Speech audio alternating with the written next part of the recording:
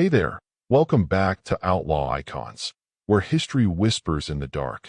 Tonight, we're stepping into the world of John Gotti. Maybe you've heard the names before. The Dapper Don, the Teflon Don, a man who ruled New York's underworld with charm, violence, and a sense of style that made headlines almost as much as his crimes. To some, he was a modern-day outlaw. To others, nothing more than a ruthless killer hiding behind expensive suits and a smile. But one thing is certain, John Gotti didn't just live in the spotlight, he owned it. And when he fell hard. Before we dive in, let me know in the comments, where are you listening from tonight? And what's the time where you are? It's always wild seeing our little community stretch across so many cities, countries, and time zones. And hey, if you're new here, welcome. Go ahead and hit subscribe and tap the bell too. Trust me, you don't want to miss what's coming next. Now settle in, let the noise of the day fade away, and follow me into the shadows. This is Outlaw Icons, your sleepy dawn. It was a cold December night in New York City, 1990. The streets of Little Italy were dressed in holiday lights, a glittering distraction from the darker truth simmering below. On Mulberry Street, just past the restaurants with red and white tablecloths and the scent of garlic drifting into the night, sat the Rave Night Social Club. To the neighborhood, it was just another storefront. To the men in unmarked vans parked down the block, it was the beating heart of the Gambino crime family. Inside, John Gotti held court. The boss. The man newspapers called the Dapper Don for his $1,000 suits and silk ties. The man they also called the Teflon Don, because no matter how many charges the government threw at him, nothing ever stuck. He laughed, he smoked, he told stories as if he were a king on a throne. His soldiers, lieutenants, and hangers-on watched him with reverence. To them, Gotti wasn't just a boss. He was the American dream twisted into something both glamorous and terrifying. But on this night, the glamour had a shadow. Hidden in the ceiling and walls of that very club, the FBI had planted microphones. Every joke, every whisper, every boastful admission was being captured on tape. The walls themselves had turned against him. And in the vans outside, agents leaned closer to the crackling headphones, knowing they were listening to history in the making. It hadn't been easy. Gotti was careful. He didn't use telephones the way ordinary men did. He knew better than to trust a line that could be tapped. He conducted business face-to-face, where a handshake carried more weight than any contract. For years, he had walked out of courtrooms untouchable, the evidence always slipping through the cracks, witnesses suddenly forgetting what they saw, jurors persuaded by unseen hands. He was invincible, or at least, that's what he wanted the world to believe. But every king has a blind spot. For John Gotti, it was pride.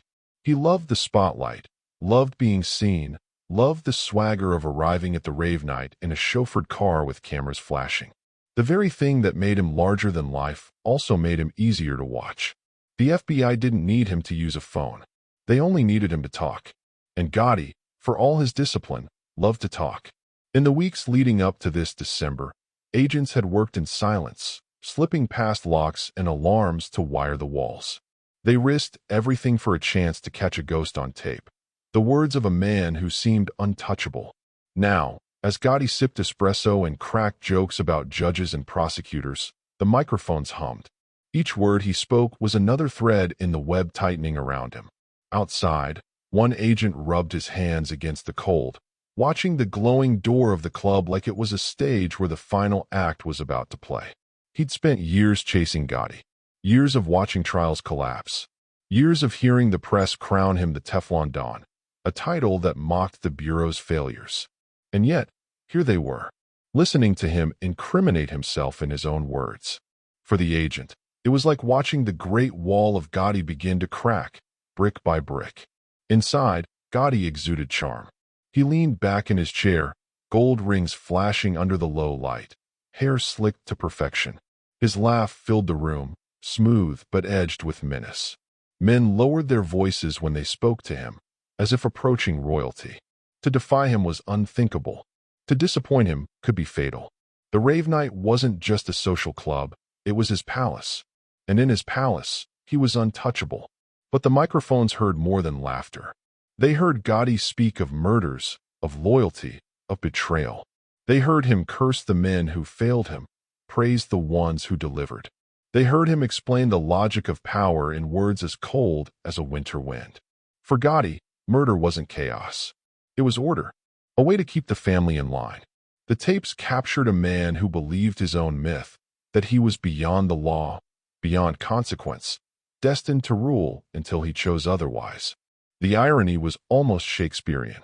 The very pride that made him so adored by the public was what undid him in private.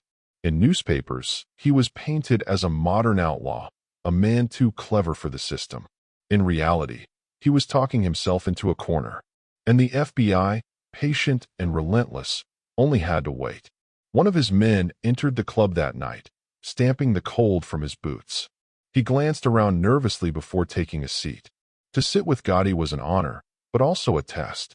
Every word, every gesture could be remembered or punished later. The man tried to laugh at Gotti's jokes, but the nerves showed. And when Gotti turned his gaze on him, sharp as glass, it was clear who held power. Gotti didn't need to raise his voice. He only needed to look.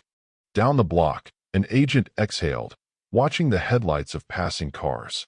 The surveillance had gone on for weeks, but the tension never eased.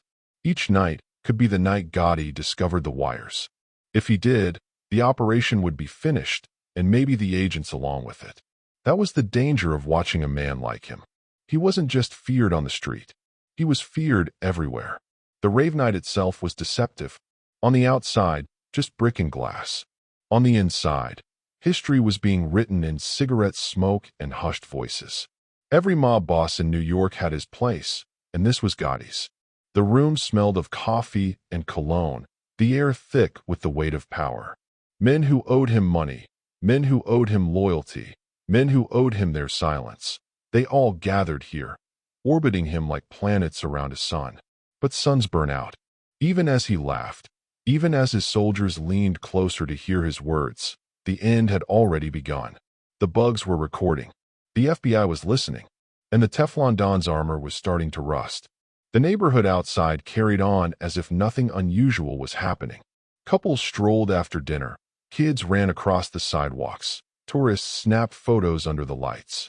No one knew that just a few feet away, the most powerful mobster in America was slowly talking himself into prison.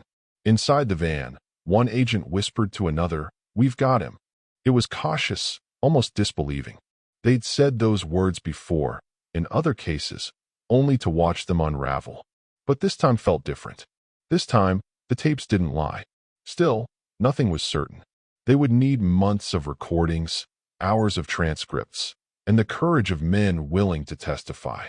Even then, Gotti had beaten them before. He had walked free when others would have fallen. He had built his name on defiance, and he wasn't about to give it up easily. Back inside, Gotti leaned forward, his voice dropping to a near whisper. The men around him leaned in, drawn by the gravity of his presence. He spoke of loyalty, of strength, of the need to crush weakness before it spread. It was the philosophy of a man who saw the world not as shades of gray, but as power and weakness. And he intended to be power until the very end. The tape captured it all. The tone, the words, the bravado. For the FBI, it was gold. For Gotti, it was a trap he couldn't see. The night grew colder, the street quieter. Inside the club, the laughter carried on, oblivious to the ears hidden in the walls. To an outsider, it might have seemed like nothing more than friends sharing stories. But to the Bureau, it was the sound of an empire cracking. As midnight approached, Gotti stood, adjusting his coat, rings catching the dim light. He stepped outside, the cold air hitting his face, the cameras flashing once more. To the world, he was still untouchable. To the men in the van, he was already caught. But no one said it out loud. Not yet. Because with Gotti, nothing was ever certain until the gavel fell. And so the night ended with a question hanging in the air. Was this truly the beginning of the end for John Gotti?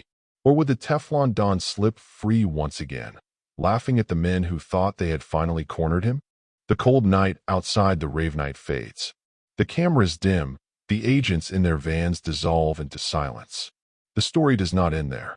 It begins decades earlier, in a place that could not have felt further from silk suits and celebrity headlines. To understand the man who would become the Teflon Don, you have to go back to the very start.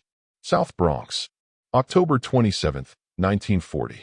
A child is born into a family that already knew hunger as an unwelcome guest.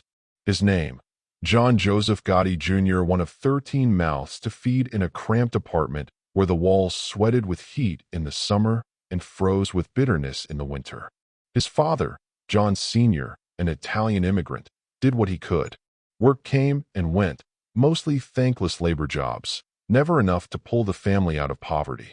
His mother, Fanny, bore the burden of raising children in a world that punished the weak and rewarded the ruthless.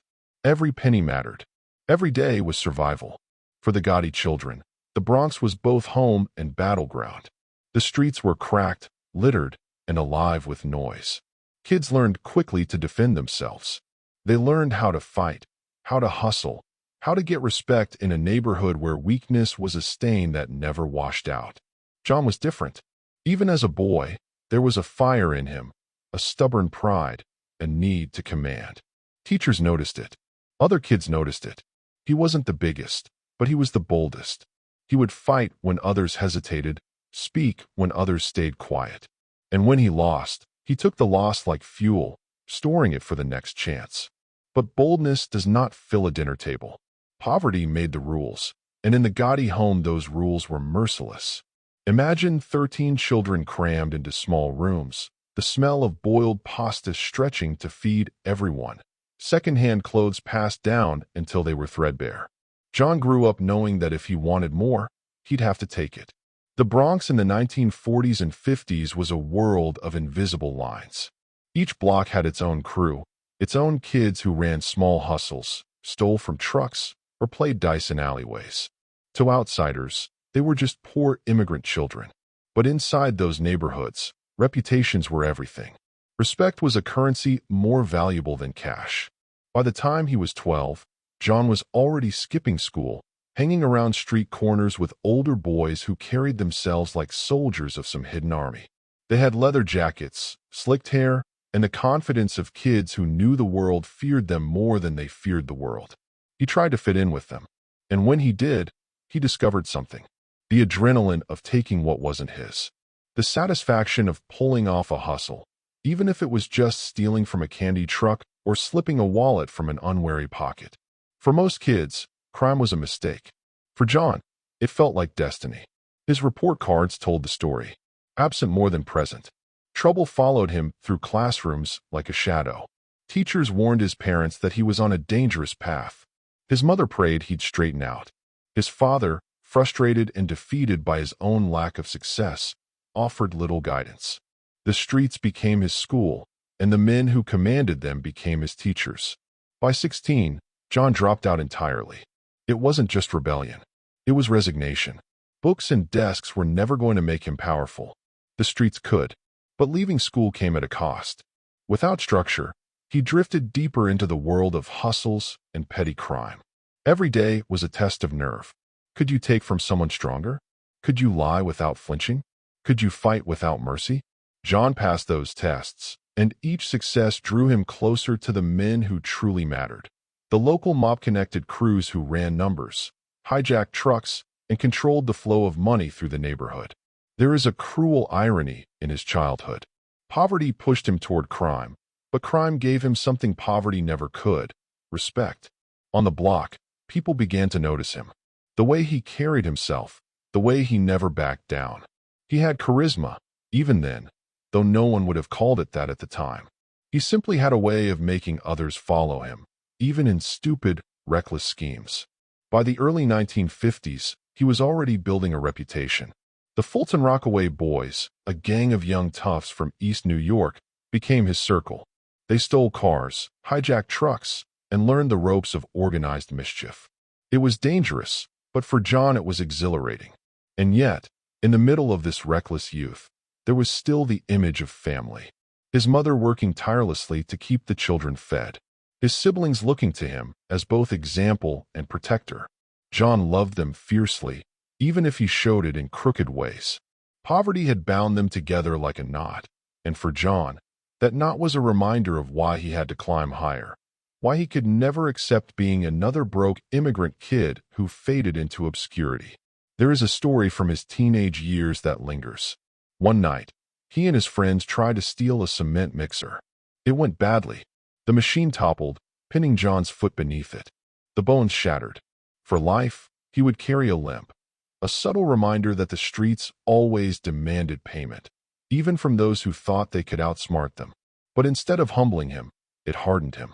The limp became part of his swagger, an unspoken badge of survival. The Bronx, in those days, was unforgiving. Gangs fought over corners, drugs began trickling in, and the Mafia loomed as a shadow behind it all. The young kids like John were feeding into a pipeline, whether they knew it or not. Petty crime led to bigger jobs.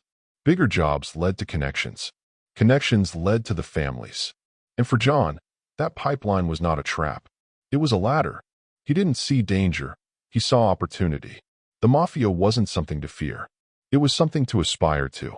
Men in sharp suits, stepping out of Cadillacs, shaking hands on corners while everyone else lowered their eyes. They had power. They had respect. They had what he wanted more than anything, freedom from the shame of poverty. Inside him, ambition was already coiling tight, like a spring waiting to snap. He wasn't content to be another street punk. He wanted more. And every night he walked home through those narrow Bronx streets, past broken streetlights and graffiti-marked walls. He dreamed of escaping the smallness of his world. He dreamed of becoming someone people would remember. But dreams born in the Bronx were often paid for in blood. His world was littered with examples. Kids who ended up in jail before 20. Friends who disappeared into shallow graves. Families destroyed by the same hunger that drove him forward. John knew the risks, but he believed he was different. He believed he could bend the rules that crushed everyone else. In that way, the seeds of the Teflon Don were already planted. Even as a teenager, he thought of himself as untouchable. And when you believe you're untouchable, you take risks others wouldn't dare. As the 1950s rolled into the 1960s, the boy from the Bronx was no longer just another kid hanging around corners. He was moving, climbing, searching for a way into the world he had only glimpsed. The Mafia families that ruled New York were giants in the shadows, and John Gotti was determined to step into their light. The FBI agents listening outside the rave night decades later could not have known it in that moment, but the tapes they recorded were the echoes of this childhood hunger, this relentless need to escape poverty by any means necessary. The man they were chasing was forged in the fire of the Bronx, in the cold nights where food was scarce, respect was scarcer, and ambition was the only thing that never ran out. The rave night had been his throne, but the Bronx was his crucible. And as the boy became a young man, as the small-time hustler became a soldier in a larger game, the line between survival and ambition blurred. The Bronx had taught him one truth he never forgot. In a world built on power, you either take it or someone takes it from you. The chapter of childhood closes not with innocence, but with a vow. John Joseph Gotti Jr. would never be poor again. He would never be powerless. He would never be just another face lost in the crowd of 13 children. The boy who limped through Bronx streets was ready to climb higher. The next step would take him out of petty theft and into the orbit of real power. The Gambino family was waiting, and the world, though it didn't know it yet, was about to meet a name that would echo across headlines for decades. The vow was already burning inside him. He would never be poor again, never be powerless. But vows don't pay rent, and ambition without direction is like a spark without oxygen. By 16, John Gotti had already made his choice. He dropped out of school, walking away from classrooms he never believed in, trading textbooks for the streets. It wasn't rebellion anymore. It was survival. On paper, that decision looked like failure. Another immigrant kid falling through the cracks, destined for nothing. But in the Bronx, where respect was a currency more valuable than diplomas, walking out of school meant something else. It meant you were ready to play the game for real. And John was ready. The streets were alive with temptation. Dice games on corners. Hustlers flipping stolen watches from their coats. Crews hanging out near candy stores. Cigarette smoke curling in the air like signals of territory. To outsiders, it was noise and chaos. To John, it was order. Each block had its rules, its hierarchy, its unwritten codes. And if you learned them fast, you could climb. If you ignored them, you got eaten alive. John didn't just learn the rules. He bent them. He wasn't the biggest kid, but he carried himself with the kind of confidence that made others step back. Fights broke out often, fists in alleys, knives flashing under dim street lamps. Grudges settled with violence because words weren't enough. John fought like every punch carried his entire future. He didn't always win, but he never backed down. In the Bronx, that was worth more than victory. By 16, he was already hustling, running errands for older guys, carrying packages he didn't ask questions about, keeping watch while cars were stripped for parts. It was dirty work, but it was the start of something bigger. The older boys saw his nerve, his willingness to take risks. In a world where hesitation could mean prison or worse, that made him valuable. There's a difference between petty crime and organized crime. Petty crime is stealing a bike and selling it for quick cash. Organized crime is turning that bike into a business, a pipeline of stolen goods, fenced and resold, the profits flowing up to men in suits you never see. John was learning that difference. He wasn't just stealing for fun. He was watching the structure, the way small-time hustles fed into larger operations. And he wanted in. One night, he and a few friends tried to pull off a truck hijack. It wasn't glamorous, just a gamble. But when they pried open the back of that truck and saw the goods inside, John felt it. The rush, the possibility. This wasn't candy bars anymore. This was money. Real money. And for a boy who had grown up with empty pockets, it was intoxicating. But the streets always exacted their toll. Gotti had already been marked by the cement mixer accident, his limp a permanent reminder that crime punished even the bold. Now, as he stepped deeper into this world, the risks grew sharper. Arrests became more likely, violence more certain. But the danger didn't scare him. It thrilled him. The streets were giving him what school never could: identity, reputation, power. The neighborhood gangs became his new family. He gravitated toward the Fulton Rockaway Boys, a group of street kids who specialized in hijacking trucks, boosting cars, and making their presence felt in East New York. To outsiders, they were just another gang. To John, they were a stepping stone. He earned their respect quickly, not just because he could fight, but because he had a mind for strategy. He could see angles others missed, opportunities in chaos. While some kids were content to split a handful of dollars from a stolen crate, John was already thinking about connections, about the men behind the scenes who bought those stolen goods, about how he could climb closer to them. But climbing came with scars. Cops knew the faces of street kids like him. Arrests were inevitable. Each time, he tasted the inside of precinct walls, the cold stink of holding cells. But each time, he walked out hungrier. The law was just another obstacle, another enemy to outsmart. And for John, even the sting of handcuffs couldn't outweigh the taste of respect he was earning in the streets. At home, the distance between him and his family widened. His mother worried, prayed, scolded. His father, still struggling with low-paying work, couldn't control him. John was already half out the door, living by codes that his parents could neither understand nor change. In their small apartment, the walls closed in with the weight of too many mouths to feed. On the street, the horizon felt open. There's something about being 16 and fearless. You don't think about 20 years from now. You think about tonight. You think about the score you can make, the fight you can win, the name you can carve into the neighborhood. John's name was already echoing. Older kids took notice. Younger kids followed. He had the aura of someone who was meant for more. But every climb has its ceiling. Street gangs could only take you so far. The real power in New York didn't wear leather jackets. It wore tailored suits. It didn't hang out on corners. It sat in back rooms of clubs, sipping espresso while deciding who lived and who died. And in John's Bronx neighborhood, those shadows belonged to the Mafia. He saw them, the Cadillacs gliding past. The men who never seemed rushed, never seemed poor, never seemed afraid. They carried themselves like kings, even when surrounded by filth and poverty. To a boy who had grown up counting pennies, that image was irresistible. He began orbiting closer, doing small favors that might put him on their radar. listening to whispers of who ran what, who controlled which rackets. The street kids dreamed of being them. John wasn't dreaming. He was planning. But plans are fragile in a world of violence. Arrests, injuries, betrayals, they all threatened to derail him. One fight nearly cost him his life, a knife flashing too close, blood spilling in an alley. Lying on the ground, gasping, he wasn't thinking of stopping.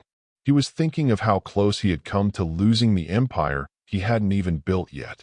That brush with death only deepened his resolve. By 17, he was fully immersed. Hustles weren't just pastimes. They were his life. He moved with the rhythm of the streets. Quick deals, quicker fights, endless tests of loyalty and nerve. The boy from the Bronx was gone. In his place was a street kid with the instincts of a predator, already reaching for more than scraps. And yet, there was still a fragility beneath the surface. At night, when he limped home, past the crumbling brick buildings and flickering streetlights, he carried the same poverty, the same hunger, the same scars of his upbringing. The difference was that now he believed he had a way out. Not through school, not through work, through power, through the Mafia. It was a dangerous dream. For every kid who made it to the top, 100 ended up in graves or prison. The odds were stacked against him. But John Gotti had never believed in odds. He believed in himself. And that belief, reckless as it was, became his armor. The FBI agents listening decades later in their vans outside the rave night could not have guessed that the man inside had once been a boy limping through Bronx streets, fists clenched, daring anyone to challenge him. But the tapes they clutched, the voice they recorded, all began here. In the moment a 16-year-old boy dropped out of school and handed his future to the streets. The Bronx had taught him how to fight. The gangs had taught him how to hustle. Now, the Mafia would teach him how to rule. But first, he had to prove himself. The test was coming, and it would be bloody. The Bronx had hardened him. Dropping out at 16 sealed the deal. But the streets didn't wait. They pulled him in with open arms and sharp teeth. If you wanted to rise, you needed a crew. You needed men who would fight beside you, hustle with you, bleed with you. That was how the Fulton Rockaway boys came into focus. East New York in the 1950s was not a place for dreamers. It was a landscape of broken sidewalks and restless ambition, where poverty lived on every block and violence waited on every corner. The kids who grew up there had two choices: scrape by with nothing or take what they thought they deserved. The Fulton Rockaway boys were teenagers, barely old enough to shave, but already veterans of the streets. And John Gotti was one of them. The crew's specialty was hijacking. Not glamorous, not cinematic, just raw, dangerous theft. Picture this: a truck rumbling through Brooklyn, its driver half asleep, thinking only of his next delivery. Out of nowhere, a group of kids swarmed it like wolves. They dragged the driver out, fists and knives flashing, then tore into the cargo. Shoes, radios, cigarettes, whatever was inside became instant cash. It was quick, dirty money, the kind that felt like power in your pocket. John thrived on it. He wasn't just another kid stealing for a meal. He treated every job like a performance, every score like proof that he was destined for more. When he jumped onto a truck, there was no hesitation. He moved with precision, barking orders to boys older than him, demanding speed, demanding loyalty. And they listened. Somehow, they always listened. But hijacking was more than theft. It was a statement. It told the neighborhood that you weren't afraid of consequences. It told the mobsters watching from the shadows that you were hungry enough, reckless enough, to matter. John wanted them to notice. Every job was a signal fire, burning in the night, saying, "I'm ready." The crew also ran smaller rackets. Dice games tucked away in alleys, loan sharking that preyed on desperate neighbors, stolen goods flipped for pennies on the dollar. Nothing too big, nothing too organized, but enough to make noise. Enough to draw attention. And attention, in the underworld, was a double-edged blade. The cops knew their names. Arrests came like bad weather. Expected, unavoidable. John was picked up more than once. His name scribbled onto police blotters alongside words like robbery, assault, theft. But in those cells, something strange happened. He never seemed shaken, never seemed sorry. Other boys wept, swore they'd change. John stared at the walls with cold determination. To him, the arrests weren't failures. They were rehearsals. Every time he walked out, he was sharper, harder, more certain that this was his path. The other boys noticed. They joked, they fought, they drank together. But when things turned serious, when fists hit flesh or blades came out, they looked to John. Even then, as a teenager, he carried himself with authority that felt unnatural, almost eerie. It wasn't just confidence. It was belief. Belief that he was meant to rule something bigger than the Fulton Rockaway boys. One story echoes through those early years. A truck hijacking gone wrong. The driver fought back harder than expected, refusing to give up his load. Chaos erupted. One boy panicked, another froze. But John stepped forward. Limp and all, he handled it with brutal efficiency, dragging the man down, ending the fight in seconds. Then he turned to his crew, furious, demanding composure, demanding strength. In that moment, the boys realized he wasn't just one of them. He was above them. The streets fed his ego, but they also taught him cruelty. To survive, you had to make examples. A kid who stole from his own crew learned quickly that betrayal had a price. John understood that lesson too well. He didn't just punish, he humiliated. He made sure others saw what happened to anyone who crossed him. Fear, he learned, was the glue that kept loyalty from cracking. But behind the toughness, there was still hunger. Hunger for more than a few stolen radios or pocket money. Hunger for the life he glimpsed in whispers. The life of men who weren't running from cops, but paying them off. Men who didn't hijack trucks, but owned the companies behind them. Men who had entire neighborhoods bowing their heads when they passed. The Fulton Rockaway boys were the minor leagues. John knew it. He treated every day with them as training, a step towards something larger. He wanted to graduate to the real underworld, the world of Mafia families who sat like kings in the shadows. And the Mafia was watching, always watching. They knew which kids had potential, which ones were too reckless, too weak, too doomed to last. They noticed John, the way he carried himself, the way he commanded. He wasn't ready yet, but he was circling their orbit. The hijacks grew bolder. Larger trucks, richer cargo, riskier plays. Every score came with the chance of disaster. And disaster came often. One night, a job spiraled out of control. Sirens screamed before they could finish. Boys scattered in every direction, hearts pounding. John was caught, dragged into the system again. The cops smirked, thinking they had clipped another street punk's wings. But John didn't break. He never did. He walked out the same way he always did. Defiant, fearless, certain his story was only beginning. That certainty infected the others. They began to believe in him, to follow him without question. And belief is a powerful thing. It can build armies, it can topple empires, it can turn a ragtag gang of teenagers into something more than the sum of its parts. But no one stays a street kid forever. Not if they want to live. Some of the Fulton Rockaway boys began fading away, pulled into jail sentences, dead-end jobs, or shallow graves. The streets chewed them up like meat in a grinder. But John, somehow, always landed on his feet. The cement mixer had crushed his bones years before, but nothing else seemed able to crush his ambition. His family worried. His mother prayed harder. His father, defeated by his own life of labor, watched his son slip deeper into crime and knew there was nothing he could do. John didn't belong to them anymore. He belonged to the streets. And the streets had one more lesson waiting for him. Because soon, the petty hijacks and corner hustles wouldn't be enough.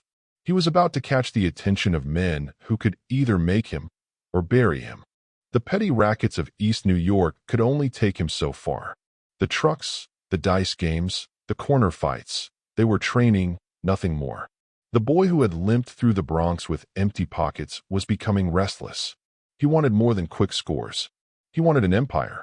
And in New York, if you wanted an empire, there was only one ladder worth climbing. The Mafia families ruled the city like invisible monarchs. 5 families, each with its own territory, each with its own codes. They weren't just criminals. They were institutions. They held judges in their pockets, unions in their grip, politicians on invisible strings. To outsiders, they were shadows. To kids like John Gotti, they were gods. The Gambino family was the largest, the richest, the most feared of them all. And like a moth to flame, John was already circling closer. The Fulton Rockaway boys had put him on the radar, his name whispered in the right ears. He had nerve. He had loyalty. He had the hunger. All he needed was someone to open the door. That someone was Carmine Fatico. Fatico wasn't a king, but he was close enough. A captain in the Gambino family, he ran the Bergen crew out of Ozone Park, Queens. His territory was a kingdom of its own. Loan sharking, bookmaking, protection rackets, truck hijacks flowing steady into his coffers. To the men around him, Fatico was more than a boss. He was a gatekeeper. For John Gotti, meeting him was like stepping into another world. Gone were the teenage scrappers with switchblades. Here were men in sharp suits, cigars burning slow, their voices calm but edged with authority. When they entered a room, silence followed. They didn't need to raise their fists to be feared. Their power was quieter, heavier, like the weight of an iron door closing behind you. Gotti wanted in, and he knew that to prove himself, he had to show more than ambition. He had to show discipline, loyalty, silence. The Mafia had its own commandments, passed down like gospel. Never betray the family. Never speak out of turn. Never put yourself above the boss. Break those rules, and you vanished. Everyone knew it. So Gotti kept his head down and his ears open. He ran errands. He collected money. He stood guard when needed. Small jobs, but he treated each one like it was life or death. Because in this world, every small job was a test. Fail once, and you were out. Impress, and you might just climb higher. Carmine Fatico saw something in him. The way he carried himself. The way other men followed his lead. The quiet charisma that made even dangerous work seem like routine. Slowly, Gotti became one of his trusted young soldiers. But there was another figure looming even larger, Aniello Delacroce. Delacroce was the underboss of the Gambino family. If Fatico was the gatekeeper, Delacroce was the high priest. He was old-school Cosa Nostra, forged in blood and silence. Where some mobsters dressed flashy and courted attention, Delacroce was the opposite. He preferred the shadows, his suits plain, his voice low. But his presence was terrifying. Men said he could pierce you with a glance, see straight into your weakness. For Gotti, meeting Delacroce was like touching the flame he had been chasing. Here was the model of everything he wanted to be, feared, respected, untouchable. And Delacroce, for reasons known only to him, took a liking to the young street kid. Maybe he saw ambition. Maybe he saw a reflection of himself, decades earlier. Whatever it was, he opened the door wider. Under Fatico and Delacroce, Gotti's education in organized crime truly began. Hijacking wasn't just about muscle anymore. It was about networks, knowing where trucks would be, who inside a company could be bribed, how stolen goods could vanish into legitimate businesses. The street fights of his youth were child's play compared to this. Now, every move had to be calculated, every job a chess piece sliding across a dangerous board. But John thrived. He learned the rhythms of the Gambino empire. He learned how to talk with cops without giving anything away, how to make debtors pay without drawing too much heat, how to make violence look like order.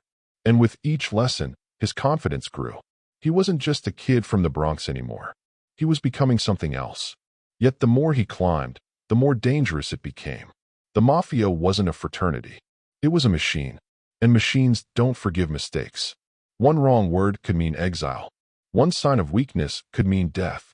Gotti understood this, but he also believed something dangerous, that he was destined to beat the odds, that he could rise higher than anyone imagined. The Bergen Hunt and Fish Club became his second home. Out front, it was a neighborhood hangout, a place where men drank coffee and played cards. Inside, it was a command center. Money flowed in and out, orders were given, lives were decided. Gotti sat at the edge of it all, watching, listening, waiting. Every day he came closer to the inner circle, and every day he felt the pull of power tighten around him. There were nights he walked home through Queens, the city lights shimmering in puddles, his limp echoing softly on the pavement. In those moments, he must have thought of the Bronx, of the hunger that had gnawed at him as a boy. Now he was feeding that hunger with something richer. Influence, status, the first true taste of Mafia power. But hunger never disappears. It only grows. His loyalty to Delacroix deepened. Where Fatico was a boss to impress, Delacroix was almost a father figure. The underboss's word was law, and John followed it with absolute devotion. He learned from him how to balance fear and respect, how to punish without chaos, how to rule without showing too much. Delacroix was ice. Gotti was fire. Together, they were a dangerous combination.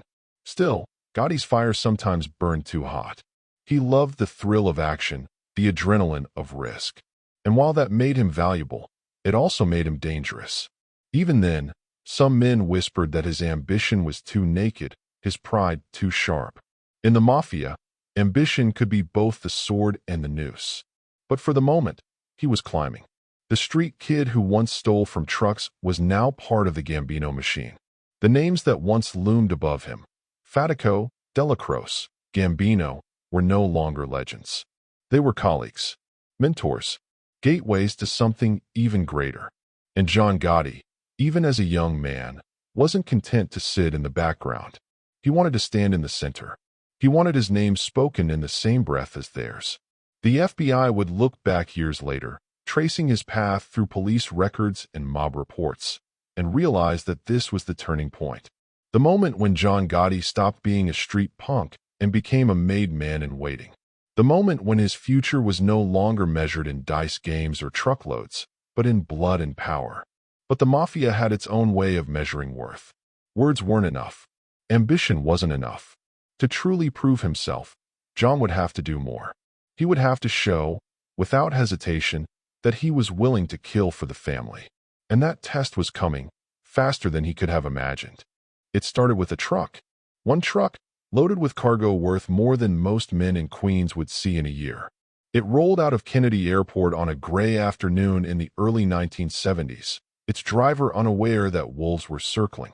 By the time the rig made it to the highway, headlights flared in the mirror, engines boxed him in, and before he could react, the doors burst open.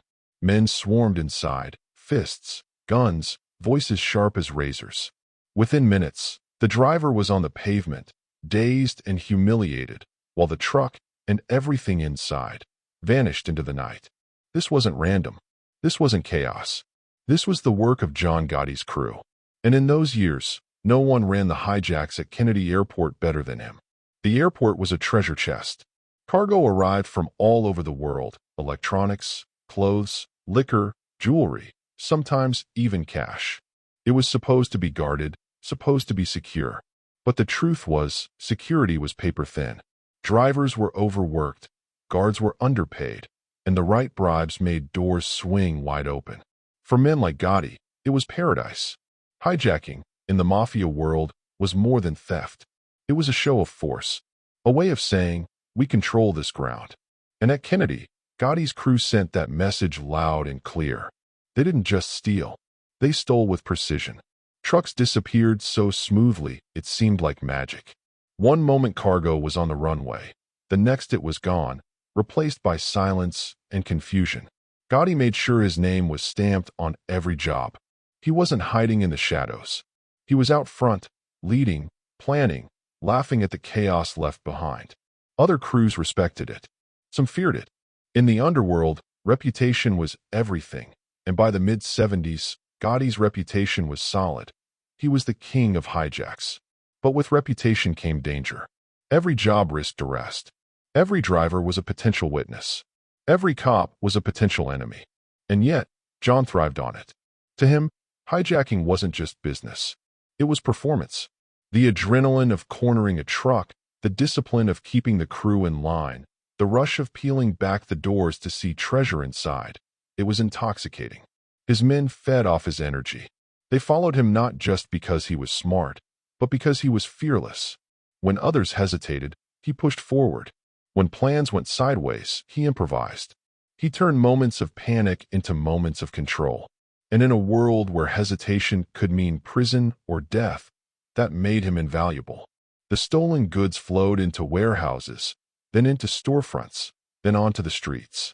Cigarettes sold for pennies on the dollar, liquor bottles stacked in back rooms of bars, radios, and clothes flipped for cash. Everyone profited, from the lowest crew member to the bosses who collected envelopes stuffed with bills. Gotti wasn't just feeding his family anymore. He was feeding an empire. But success had its price. The cops knew something was happening. They couldn't prove it. Not yet, but they knew. Reports stacked up. Complaints piled in. Insurance companies screamed about missing cargo, and fingers pointed toward East New York. The arrests came, small at first. A crew member picked up for questioning. A driver claiming he'd seen faces. But Gotti had a way of slipping through. Witnesses changed their stories. Evidence vanished. Jurors found themselves intimidated, persuaded, or simply too afraid to convict. It was the beginning of a pattern that would define his life, the law chasing him, and John walking free. Still, the tension grew. Each hijack made him richer, made him more powerful, but also pulled the spotlight closer. For most men, that kind of heat would have been terrifying. For Gotti, it was thrilling. The spotlight wasn't a threat. It was a stage. He began dressing sharper, talking louder, moving with the swagger of a man who believed he was untouchable. But inside, there had to be moments of doubt. Late at night, when the city quieted and the adrenaline faded, he must have wondered how long the game could last. He must have felt the weight of the risks, the knowledge that one slip could end it all. Ambition is a fire, but even fire casts shadows. The hijacks grew bolder. Jewelry shipments. Electronics worth hundreds of thousands. Jobs that required not just muscle, but inside information. That was another thing John excelled at, connections. He built networks of informants inside the airport, men willing to look the other way for envelopes of cash. Security guards, drivers, even clerks handling paperwork. Everyone had a price, and Gotti knew how to pay it. To outsiders, it might have looked sloppy, obvious. But inside the Mafia, it was art. Turning an international airport into a personal marketplace wasn't something just anyone could pull off. Gotti did it with ease, and in doing so, he proved himself worthy of more than just Fatico's approval. He proved himself to Delacroix, too. That loyalty deepened during these years. Delacroix was ice, Gotti was fire, but both believed in discipline, in the old ways of Cosa Nostra. Delacroix saw Gotti not as a reckless kid anymore, but as a soldier who could be trusted with bigger things. Each hijack was another brick in the wall of loyalty that bound them together. And yet, the streets never let anyone rest easy. Rival crews circled, jealous of the profits flowing through Gotti's hands. Cops watched, waiting for a mistake. Even within the family, not everyone liked the attention he brought. Some whispered that his pride was too much, his hunger too obvious. In the Mafia, ambition was respected, but it was also dangerous. Too much ambition could get you killed. One night, after a particularly rich hijack, Gotti gathered his crew in a dingy backroom. The stolen goods stacked high, the air thick with cigarette smoke. They laughed, celebrated, pocketed cash. But John's face stayed serious. He told them what he always told them. Don't get sloppy, don't talk out of turn, don't forget who we answer to. He wasn't just a thief anymore. He was a leader, and he knew it. That night, he walked home through the quiet streets, his limp echoing softly. The city lights shimmered, and for a moment, he must have felt invincible. The kid from the Bronx who once stole for pennies was now stealing fortunes. The boy who had nothing now had everything he wanted: respect, power, fear. But invincibility is an illusion. And illusions crack. The FBI, already burned by his escapes, began looking harder. They mapped his movements, tracked his crew, filed reports thicker than phone books. Inside their offices, agents muttered his name with a mix of frustration and fascination. They couldn't catch him yet, but they knew. They knew that John Gotti wasn't just another hijacker. He was something else, something bigger. And John, whether he realized it or not, was walking into the kind of spotlight that could not be dimmed. The hijacks had made him feared. They had made him respected. But they had also made him visible. And visibility in the Mafia was a double-edged sword. The trucks kept rolling. The jobs kept coming. The money kept flowing. But each job tightened the noose just a little more. And soon, hijacking trucks wouldn't be enough. The family would demand more. More loyalty. More discipline. More blood. The boy who became the hijacking king was about to face the next test of his ambition. And this time, the stakes would be far greater than stolen cargo. The trucks had made him feared. The money had made him respected. But power always attracts attention, and by the end of the 1960s, the spotlight on John Gotti was too bright to ignore.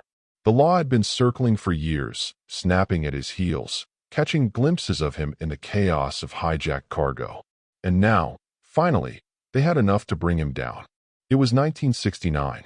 Gotti and his crew had hijacked another truck, just one more in a string of jobs that bled Kennedy Airport dry. But this time, the law was waiting. Arrests came fast. Cold metal cuffs clamped onto his wrists. The swagger, the grin, the bravado, none of it mattered as he was shoved into the back of a patrol car, sirens wailing into the night. Courtrooms had always been theaters for Gotti. He liked the spectacle, the attention, the sense that he was untouchable. But this time, the evidence was solid. Witnesses were prepared, the prosecution steady. He fought, of course. His lawyers worked every angle. His family prayed. His friends whispered about ways to turn the case. But in the end, the gavel fell. Guilty. 3 years. For most men, prison was humiliation, a mark of failure, a badge of shame. For John Gotti, it was something else entirely. It was an opportunity. The doors clanged shut behind him.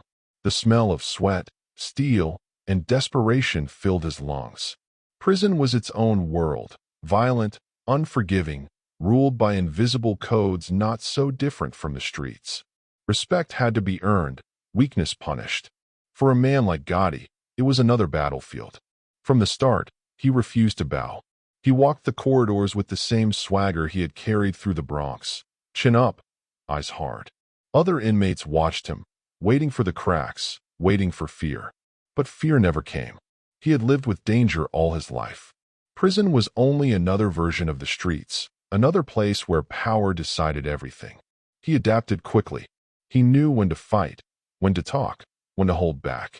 He built alliances, small connections with men who respected strength. He learned the rhythms of prison life, the schedules, the guards, the ways to bend the rules without breaking them. And slowly, he carved out a place for himself. But beneath the calm, he was studying, watching, learning. Every man locked inside had a story, a reason they had ended up here. Gotti listened. He absorbed lessons in smuggling, in racketeering, in the mistakes that led others to fall. Prison became his classroom. His textbooks were the men around him, and his diploma would be survival. There were fights, of course. Prison never let a man rest. Disputes over food, over debts, over pride. Gotti never backed away. He took his hits, gave them back harder. The limp from his youth, the scar from his hustles, they became part of his legend. Other inmates began to respect him, not because he was the strongest, but because he was unbreakable. And then there was his voice. He had a way of talking that pulled people in. Calm, confident, edged with humor, but sharpened with menace when needed. He could turn a tense moment into laughter or silence with just a few words. In prison, words were weapons as sharp as knives. And Gotti wielded them with precision. The guards noticed him too. Noticed that fights stopped when he spoke, that arguments shifted when he walked into the room. They couldn't prove anything, but they knew. This man was different. He wasn't just another inmate counting days. He was building something, even behind bars. His family visited, week after week. His wife, his children, his mother. They sat across from him, tears in their eyes, questions on their lips. He told them not to worry, told them this was temporary, just another step. He spoke with such certainty that even they began to believe it. Prison wasn't breaking him. It was shaping him. And outside, his reputation only grew. Word spread that John Gotti was doing time like a soldier.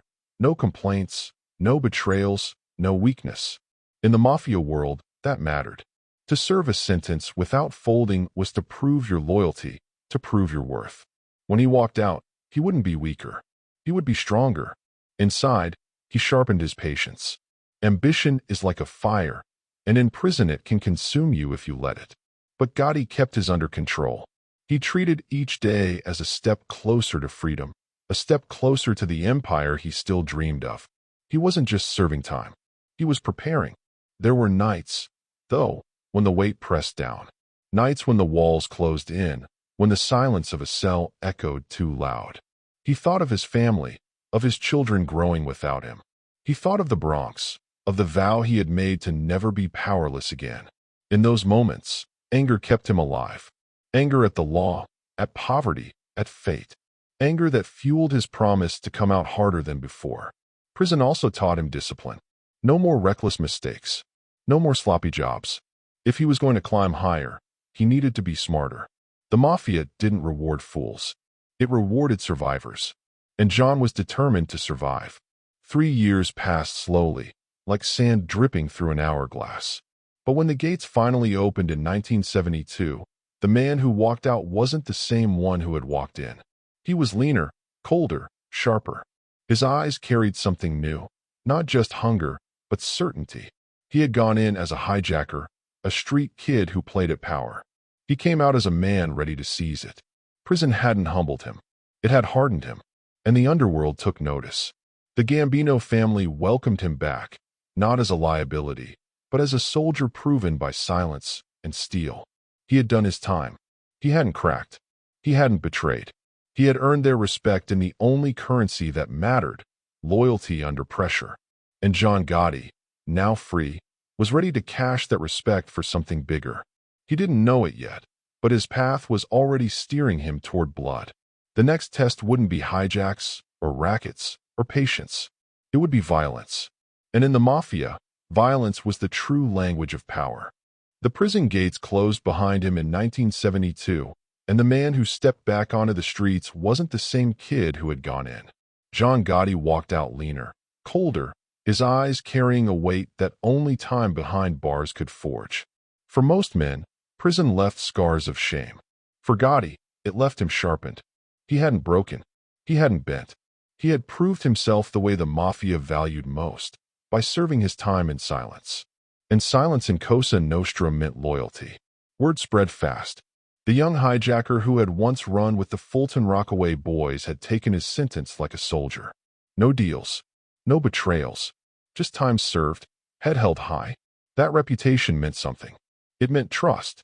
It meant doors opening that had once been closed. When Gotti returned to the Bergen crew in Ozone Park, Queens, the world was different. The petty hijacks were still there, the bookmaking still humming, the loan sharking still squeezing. But now he wasn't just another hand in the pot. He was something more, a man marked by experience, a man who had passed the first real test of Mafia life. And standing above him, watching closely, was Aniello Delacroce. Delacroce had been Gotti's anchor even before prison. The underboss of the Gambino family, he represented the old-school code of Cosa Nostra, discipline, loyalty, order. Where others dressed flashy and courted headlines, Delacroce lived in the shadows, a man whose power was felt rather than flaunted. To Gotti, he was more than a mentor. He was the model of what a true gangster should be. Under Delacroce's eye, Gotti began proving himself in ways that went beyond hijacking. He collected debts with ruthless efficiency. He ran gambling operations that never missed a beat. He made sure the envelopes of cash flowed steady and fat, week after week. In the Mafia, money was muscle, and Gotti delivered both. But it wasn't just business. It was how he carried himself. Gotti had a natural charisma, a way of commanding respect even before he opened his mouth. In smoky backrooms and crowded clubs, men leaned in when he spoke. He had humor, but also menace. He could turn from charming to chilling in a heartbeat, and that duality made him dangerous. Still, he never forgot the lesson prison had carved into him: discipline. He kept his crew tight, his jobs clean, his loyalty unwavering. To Delacroce, that loyalty was worth more than gold. In a world where betrayal was a constant threat, a man who could be trusted was a rare and precious thing. The Bergen Hunt and Fish Club became his domain. Out front, it looked like nothing, a simple storefront with card games and neighborhood chatter. But behind closed doors, it pulsed with life. Money flowed in stacks, bets were placed, rackets were organized. And in the middle of it all sat Gotti, his presence filling the room like smoke. He was still young, but he was no longer just climbing. He was rising. Every dollar he brought in, Every problem he solved, every enemy he silenced, it all pulled him closer to the inner circle. Delacroix trusted him. Carmine Fatico respected him. The Gambino family was beginning to see him not just as a soldier, but as a man destined for more. Yet ambition always carried risk. Gotti loved the action, the thrill of being in the middle of everything.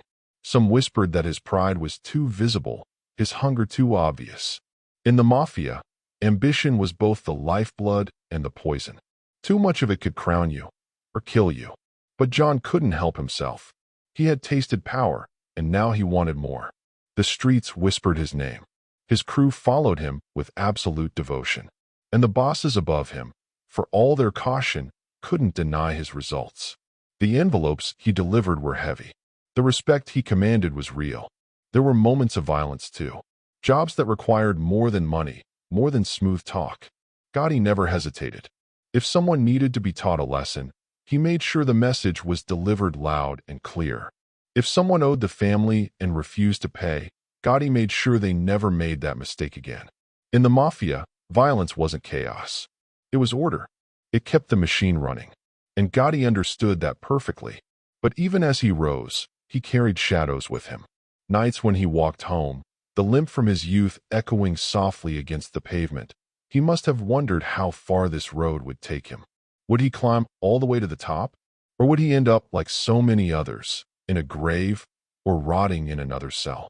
For now, though, the climb was steady. Delacroix's approval gave him cover. Fatico's crew gave him reach. The streets gave him fear and respect. And John Gotti, more than anything, gave himself the belief that he was destined for something greater. It was in these years that the seeds of the Dapper Don were planted. He began dressing sharper, speaking louder, moving with the swagger that would one day make headlines. But behind the flash was still the fire, the soldier proving, every day, that he could deliver for the family. The Mafia noticed. The FBI noticed too.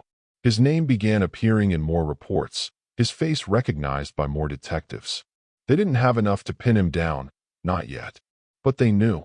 They knew this wasn't just another Gambino soldier. This was a man to watch. And Gotti, for all his discipline, loved that attention. It was dangerous, intoxicating, impossible to resist. He wasn't content to hide in the shadows forever. He wanted the spotlight. He wanted the world to know his name. But for now, he played the role Delacroix demanded. The loyal soldier, the dependable earner, the man who never flinched when asked to do the dirty work. He was building his resume, brick by brick, dollar by dollar, body by body. And soon, the family would ask him to prove himself in the only way that truly mattered. Not with money, not with words, but with blood. Because in Cosa Nostra, loyalty was not just measured by silence. It was measured by the willingness to kill when the family demanded it. And John Gotti was ready. The little storefront on 101st Avenue didn't look like much. Just a plain sign, a few chairs out front, a door that creaked when it opened. To the neighbors in Ozone Park, Queens, it was a social club, a place where men gathered to play cards, sip coffee, and swap stories about the neighborhood. But behind those walls, something else pulsed. The Bergen Hunt and Fish Club was more than a clubhouse.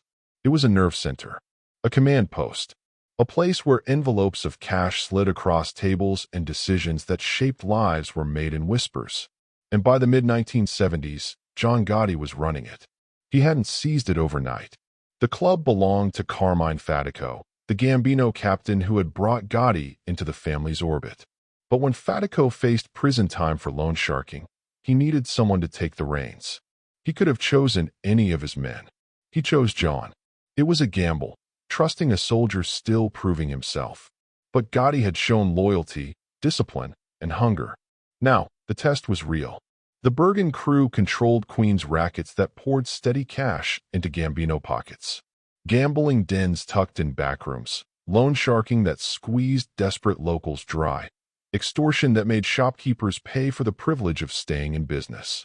It was the lifeblood of the neighborhood underworld, and Gotti was expected to keep that blood flowing without interruption. He took to it immediately. Each week, he made sure the numbers games ran smooth, that bookmakers paid up, that loan payments came on time. When someone fell behind, Gotti didn't hesitate. A talk, a threat, a beating if necessary. In the Mafia, money was trust. If you couldn't deliver it, you were worthless. Gotti made sure the envelopes were fat, week after week. But it wasn't just about collecting cash. It was about control. The Bergen Club became Gotti's stage, his throne room. He held court there, cigarette in hand, laughter rolling, sharp suits gleaming. Younger men idolized him, older men respected him, and everyone in between feared him. He had a way of turning even mundane moments into theater. To sit with Gotti was to feel the weight of power, even if it was only borrowed from men above him. Still, there was danger in that stage. Law enforcement knew what the Bergen Club was. Detectives drove past slowly, scribbling license plates. FBI agents watched from across the street, cameras clicking. The neighbors whispered, some with pride, some with fear. But John didn't flinch. He liked the attention. To him, the club wasn't just a workplace. It was a billboard announcing that he was a man who mattered. And yet, the real work never stopped. Gambling was constant. The dice games, the card tables, the numbers rackets, all designed to look like harmless play, but each one feeding dollars into the Gambino machine. Loan sharking was more brutal. Men who borrowed couldn't escape the trap. A few hundred borrowed turned into thousands owed, interest stacking like bricks on their shoulders. When they faltered, Gotti made sure they remembered their debts. Violence was the enforcer, and he wielded it like a craftsman. Extortion was quieter, but no less powerful. Businesses in Queens paid their dues. Sometimes it was framed as protection, a polite way of saying pay us, or you'll regret it. Store owners slipped envelopes into hands, knowing that refusal wasn't an option. Gotti made sure those payments never faltered. In those years, he became more than a soldier. He became a boss in all but name. His crew answered to him directly. They watched the way he handled himself, the way he balanced charm with menace. He could share a drink one moment, then order a beating the next. That duality made him magnetic, but it also made him terrifying. At home, his family saw another side. He provided, proudly. His wife and children lived better than he ever had as a boy in the Bronx. But the nights he disappeared into the Bergen Club, the phone calls at strange hours, the sudden bursts of rage, those were reminders that his world was no ordinary life. His children were growing up in the shadow of a man who was both father and feared outlaw. The FBI built files thicker by the month. Reports of gambling, of hijacking, of extortion tied to his name. But files weren't convictions. And Gotti, for all his growing power, seemed untouchable. Witnesses clammed up. Evidence went missing. Jurors hesitated. It was the beginning of a pattern that would frustrate law enforcement for decades.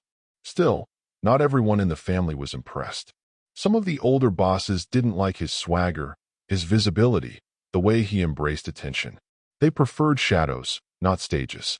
They worried his pride would bring heat on all of them. But Delacroix, ever the old-school mentor, shielded him. He vouched for John, reminded others that results mattered more than style. And John delivered results. Money flowed, loyalty deepened, respect grew.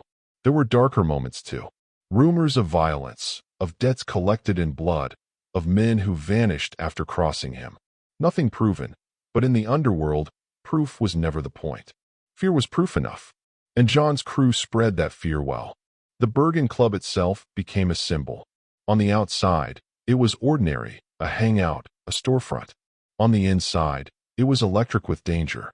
Cigarette smoke curled in the air, laughter mingled with threats, and every corner hummed with deals. Men from the neighborhood drifted in, some with respect, some with dread, all knowing this was Gotti's world now. Late at night, when the games were over and the last envelopes counted, Gotti sometimes lingered. Sitting back in his chair, the hum of the city outside, he must have thought of the Bronx, of the vow he had made as a boy. He had kept it. He wasn't poor anymore. He wasn't powerless. He wasn't invisible. He was a man whose name meant something. And yet, deep down, he knew this was only the beginning. Because in the Mafia, there was always another test. Always another step. Money and loyalty had carried him far. But soon, the family would ask for the one thing that sealed every man's fate in Cosa Nostra. Not cash. Not silence. Blood. The Bergen Hunt and Fish Club was never silent, but on this particular morning, the air inside felt heavier than usual. The men sat around the card tables, shuffling chips and staring at their hands, but their minds weren't on the game. They were waiting for news. Their captain, Carmine Fatico, the man who had built this crew and kept it running for years, was in court, and everyone knew what was at stake. When the verdict came down, it echoed like a gunshot through Ozone Park. Guilty, convicted of loan sharking. Carmine Fatico, the captain who had been their shield, their boss, their steady anchor, was heading to prison. For most crews, the loss of a leader spelled chaos. The men scattered, the rackets crumbled, rivals circled like sharks. But this was not most crews, because sitting in the wings, waiting for the moment, was John Gotti. He had been preparing for this without even realizing it. For years he had proven himself, loyal, disciplined, ruthless when he needed to be, but always delivering results. The money had flowed steadily, the problems handled swiftly, the respect earned daily. And when Fatico was led away, the family needed someone to keep the Bergen crew alive. John Gotti stepped forward. It wasn't official, not yet. He wasn't a captain, wasn't made into the family's hierarchy the way tradition dictated. But in practice, in the daily business of collecting debts, running gambling dens, enforcing loyalty, he was now the man. The men looked to him. The gamblers paid him. The shopkeepers feared him. The shift was almost seamless. Gotti slid into the role with the ease of someone who had been rehearsing it all along. He held meetings at the Bergen Club, sat at the head of the table, listened to problems, and delivered solutions. His voice carried the weight now, and the men followed. But taking leadership was never simple. Every decision was a test. Could he keep the gambling games running without Fatico's shadow overhead? Could he ensure the envelopes were just as fat, the payments just as steady? Could he handle disputes without letting them spiral into weakness? He answered those questions quickly. A bookmaker who tried to hold back his cut found himself beaten until he remembered where his loyalty lay. A local business owner who resisted extortion suddenly changed his mind after a few broken windows and a late-night visit from Gotti's men. Every challenge was met with force, swift and unflinching. He was sending a message. Nothing had changed. The Bergen crew was just as strong, maybe even stronger. But there was more than muscle behind it. Gotti had learned that respect wasn't just about fear. It was about presence. He dressed sharper, spoke louder, carried himself with an aura that demanded attention. When he walked into the Bergen Club, conversations hushed. When he leaned over a table, men leaned back. He wasn't just enforcing the rules. He was embodying them. At home, his family began to see the difference too. The money flowed in heavier now, the lifestyle a little grander. But with it came longer nights, more meetings, more danger. His wife worried. His children saw less of him. But John dismissed it. This was the price of power, and he was willing to pay. Delacroix, ever watchful, approved. He saw in Gotti a man who could keep the crew alive, who could maintain discipline and deliver results. The underboss valued loyalty above all, and Gotti had proven it, time and again. With Delacroix's silent blessing, Gotti's position solidified. But approval from above didn't erase the danger. Rival crews whispered, watching for cracks. Law enforcement hovered, building files, circling the Bergen Club like vultures waiting for a stumble. And within the family itself, not everyone was thrilled by Gotti's rise. Some saw his ambition as too obvious, his pride as too loud. The Mafia valued humility in its leaders, shadows over spotlights. Gotti seemed to crave the opposite. Still, he couldn't be ignored.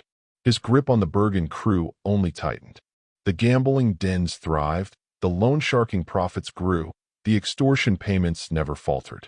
He turned the Bergen Club into his headquarters, his throne, the place where men came to pay respect or face consequences. It was a transformation both swift and dangerous. The boy from the Bronx who had once limped home from street fights was now effectively running one of the most profitable crews in the Gambino empire. And he carried himself as if it was only the beginning. Yet power always carries a shadow. The FBI kept watching. Detectives kept listening. Each success brought more attention, more heat. And Gotti, for all his discipline, couldn't resist the pull of visibility. He liked being seen, liked the aura of power that came with running the Bergen crew. But visibility was a double-edged sword. It inspired loyalty, yes, but it also invited enemies. The men at the card tables whispered it when he left the room. He was good. He was strong. But was he too bold? Was he flying too close to the sun? In the end, it didn't matter. For now, the Bergen crew was his. The money was his.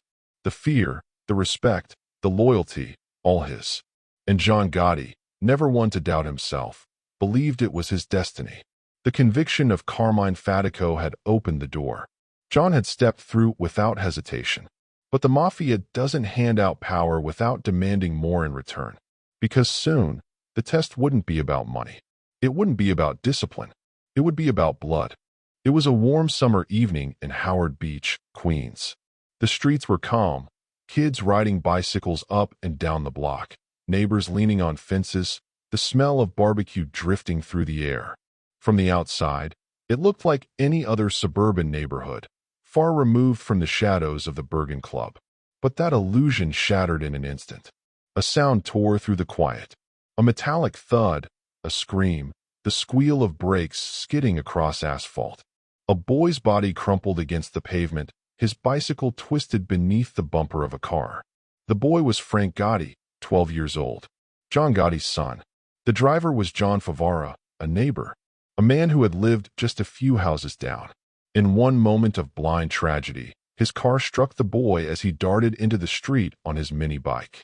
It was an accident, but in Howard Beach, this was no ordinary family, and this would be no ordinary aftermath. Frank was rushed to the hospital, but there was no saving him. The Gotti family was plunged into grief. For all of John's ruthlessness, for all of his ambition, he was still a father. The death of a child is a wound that never heals. The man who had faced prison without flinching, who had beaten rivals into submission, who carried himself like iron, now found himself broken. At the wake, the Bergen crew stood guard. The neighborhood lined up to pay respects, whispers moving like smoke. How would Gotti respond? He sat by his son's coffin, his face tight, his eyes hard but wet. His wife wept, his children clung to her. Friends leaned in, trying to comfort, but there are no words in moments like that. Only silence, heavy and suffocating. Meanwhile, John Favara was unraveling. By all accounts, he was devastated. He told police it was an accident, that he never saw the boy in time. No charges were filed. The authorities called it a tragic mistake. But in Howard Beach, law and justice were not the same thing. Favara was living a nightmare. He received threats, anonymous voices on the phone, graffiti sprayed on his car. Neighbors avoided him. His guilt, his fear, his desperation, it consumed him. He considered leaving, packing up and running. But he stayed, perhaps hoping time would cool the fury. Time did nothing. The tension only grew. And John Gotti, what was he thinking? No one knew for certain. He made no public statements. He didn't lash out immediately. He grieved quietly, but those who knew him understood. John Gotti didn't forgive. He didn't forget. He carried grudges like scars. The whispers grew louder. That Favara was a dead man walking. That it was only a matter of when, not if. Some claimed they heard John's wife confront Favara with words too sharp to mistake. Others said Gotti himself muttered that the man would get what's coming. Whether true or not, the rumors spread like gasoline waiting for a spark. Then, one afternoon in July 1980, Favara disappeared. Witnesses reported seeing him beaten with a baseball bat, forced into a van outside his workplace. Others swore they saw him dragged into a car, blood spilling on the pavement. Beyond that, nothing. His body was never found. No arrest was ever made. Officially, his case remains unsolved. A man vanished into thin air. But in the world of John Gotti, silence spoke volumes. For law enforcement, the message was chilling. This wasn't just a mobster enforcing rules of business. This was personal, emotional, ruthless. A father's vengeance, carried out in the only language he knew, violence. The disappearance of Favara cemented Gotti's reputation in ways no courtroom ever could. To some, it was proof of his power, his reach, his untouchable aura. To others, It was proof of his coldness, his refusal to separate family grief from underworld justice. Either way, the story spread. The man who had lost a son had responded with a ghost. But vengeance doesn't erase pain. For all the whispers, for all the fear that radiated after Favara's disappearance, the Gotti family was still left with an empty chair at the dinner table, a boy's laughter gone forever. No amount of power, no act of revenge, could change that. At the Bergen club, Gotti sat with his men, his face unreadable. Business continued. The envelopes still passed across the table. The rackets still churned. But behind his eyes was something darker now, something heavier. Loss has a way of reshaping men. For John Gotti, it made him colder, harder, more determined than ever to control everything around him. Neighbors in Howard Beach carried the memory for years. The sound of that car, the silence that followed, the whispers of what happened to John Favara. Parents told their children never to cross the Gotti family, never to even speak of them. Fear settled into the neighborhood like fog. For the FBI, the disappearance was one more entry in a thickening file. But without a body, without evidence, without witnesses willing to talk, there was nothing they could do. Once again, John Gotti walked untouched through fire. But something had shifted. The death of his son, the suspected vengeance that followed, it deepened the myth. He wasn't just a mobster now.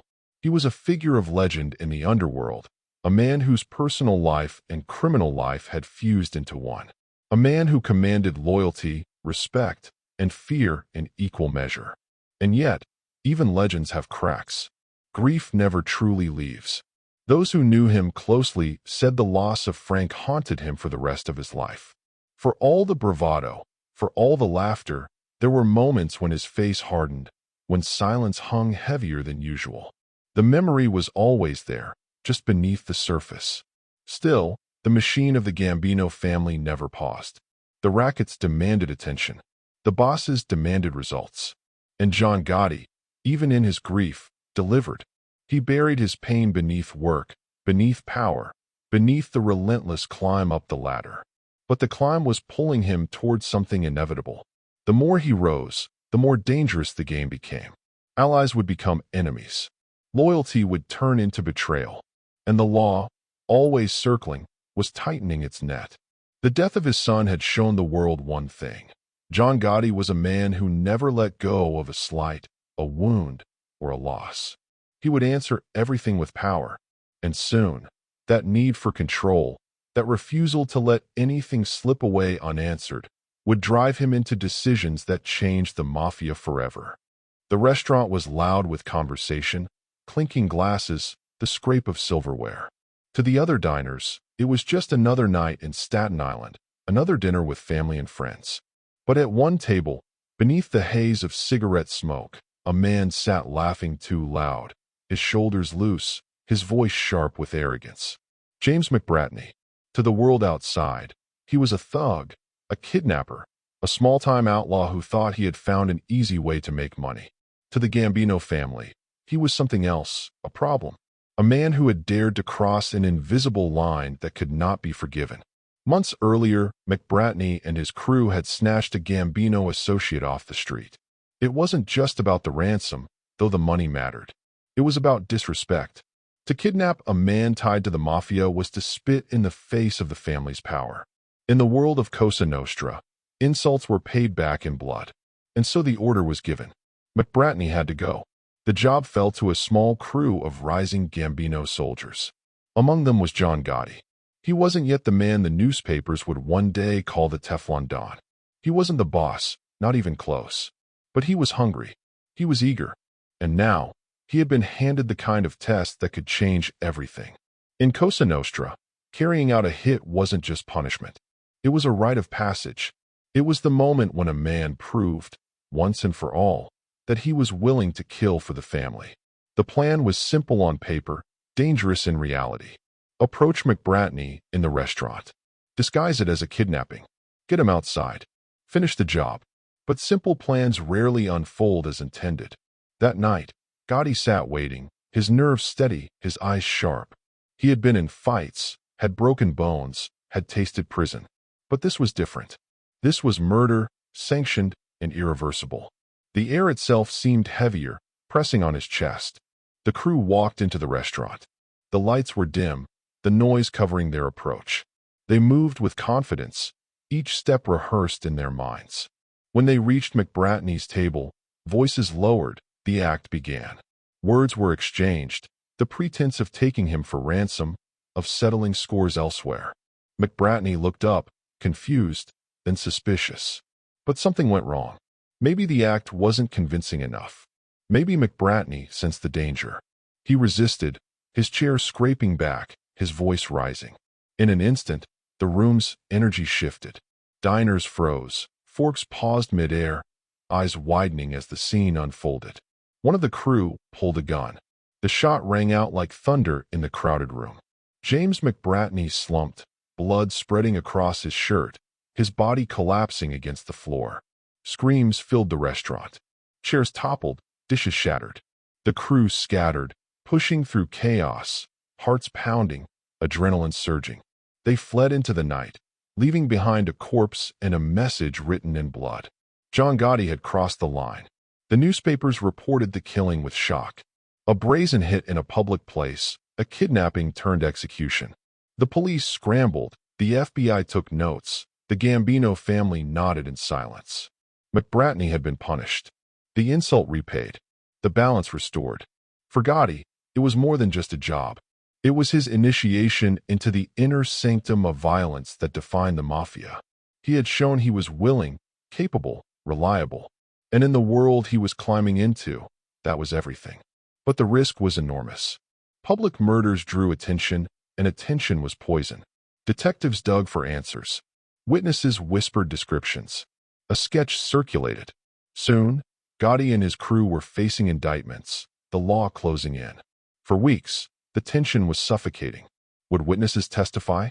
Would the family step in? Would Gotti's first real step into sanctioned violence also become the mistake that ended him? In Mafia life, trials were tests of a different kind.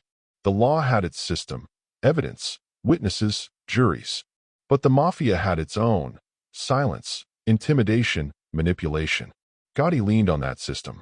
Witnesses wavered. Stories shifted. The case stumbled. The threat of prison lingered like a storm cloud. But in the end, he slipped free. Not entirely. He served time connected to the case, but not the heavy sentence prosecutors wanted. Once again, he walked through fire and came out harder. Inside the family, the meaning was clear. John Gotti had killed when asked. He had faced trial without breaking. He had proven his loyalty not just with money, but with blood. And in the Mafia, blood loyalty was the strongest bond of all. Still, the image lingered. The restaurant, the gunshot, the panic. It marked him, changed him. Violence was no longer a possibility. It was a reality. And once a man takes that step, there is no turning back. He returned to the Bergen Club, his position stronger than ever. The men around him looked at him differently now, with deeper respect, with sharper fear. He wasn't just John from Queens anymore. He was a man who had killed for the family. But power is never without cost. The law remembered his name. The FBI added more pages to his file. The attention grew heavier, the shadow longer. And Gotti, for all his pride, had to wonder, was this the climb, or was this the beginning of the fall? Either way, there was no stopping now. The McBratney murder was his first true baptism into Mafia violence. But it would not be his last. Because in the years to come, the blood would flow thicker. The hits would grow bolder. And John Gotti's name would move from whispers in the Bergen Club to headlines splashed across the front page. The boy who once hustled in the Bronx was now a killer. And the world was starting to notice. The old man was dying. Carlo Gambino, the boss of bosses, had ruled with quiet precision for nearly 2 decades. Unlike the flamboyant gangsters splashed across headlines, Gambino preferred silence. He moved carefully, dealt ruthlessly but discreetly, and turned his family into the most powerful organization in the American underworld. But by the mid-1970s, his health was fading. The end was coming. In the world of Cosa Nostra, the death of a boss was never just death. It was an earthquake. It rattled every soldier, every crew, every racket. Because when a king falls, the question isn't just who replaces him. It's what kind of kingdom will rise in his place. When Gambino finally passed in 1976, the choice was revealed. Not Aniello Della Croce, the underboss who had served faithfully for years. Not one of the blood-and-bone soldiers who had shed sweat and blood on the streets. Instead, Gambino had chosen his brother-in-law, Paul Castellano. It was a decision that sent shockwaves through the family. Castellano was respected by some, but he wasn't one of the street guys. He was a businessman, a man who believed the Mafia should evolve beyond the alleys and docks, into boardrooms and corporations. He preferred steak dinners over smoky backrooms, wore tailored suits not for flash but for comfort, and spent more time talking about construction contracts than hijacking trucks. To him, crime wasn't about muscle. It was about money, about building an empire that looked legitimate from the outside. But to men like John Gotti, this was a betrayal of the code they had lived by. The Mafia was supposed to be built on loyalty, discipline, and the willingness to bleed for the family. Castellano, to them, represented distance. He looked down on the street guys, treating them like tools rather than brothers. The divide was clear, the white-collar faction versus the blue-collar faction. And that divide would only grow deeper. For Della Croce, the snub was devastating. He had expected, after decades of service, that the crown might fall to him. Instead, he was pushed aside, forced to accept Castellano's leadership or risk tearing the family apart. With loyalty to the organization stronger than personal ambition, Della Croce bowed his head, at least in public. But his followers, men like John Gotti, felt the insult keenly. They saw Castellano as soft, as disconnected, as someone who didn't understand what it meant to live and die on the streets. For Gotti, who had just proven himself with blood in the McBratney hit, the idea of answering to Castellano was like a stone in his gut. Yet power is power, and Castellano had it. With Gambino gone, the family adjusted to a new rhythm. Castellano moved into a mansion on Staten Island, a sprawling estate with manicured lawns and high walls. It looked more like a politician's home than a gangster's, and that was the point. He wanted to present himself not as a thug, but as a businessman, a man who belonged among the city's elite. Inside, he ran meetings like corporate board sessions. He talked about investments, about diversifying revenue streams, about keeping drug trafficking at arm's length. Drugs, to Castellano, were poison. They brought heat, attention, chaos. He ordered his men to stay away from narcotics, to focus on gambling, construction, extortion, crimes that kept the cash flowing but didn't invite federal crackdowns. But on the streets, the order was almost laughable. Drugs were everywhere. Heroin was flooding New York, crack cocaine wasn't far behind, and the money was too good to ignore. Street soldiers like Gotti saw their friends getting rich, while Castellano wagged his finger from a mansion. The hypocrisy stung. Everyone knew even Castellano's closest associates had their hands in narcotics, despite the official line. To the blue-collar faction, it reeked of arrogance. At the Bergen Club, Gotti listened to his men grumble. They respected Della Croce, still looked to him as the old-school heart of the family. But Castellano? To them, he was distant, aloof, unreachable. The resentment simmered, quiet but hot. Still, Gotti understood the game. Castellano was the boss, and for now, defiance meant suicide.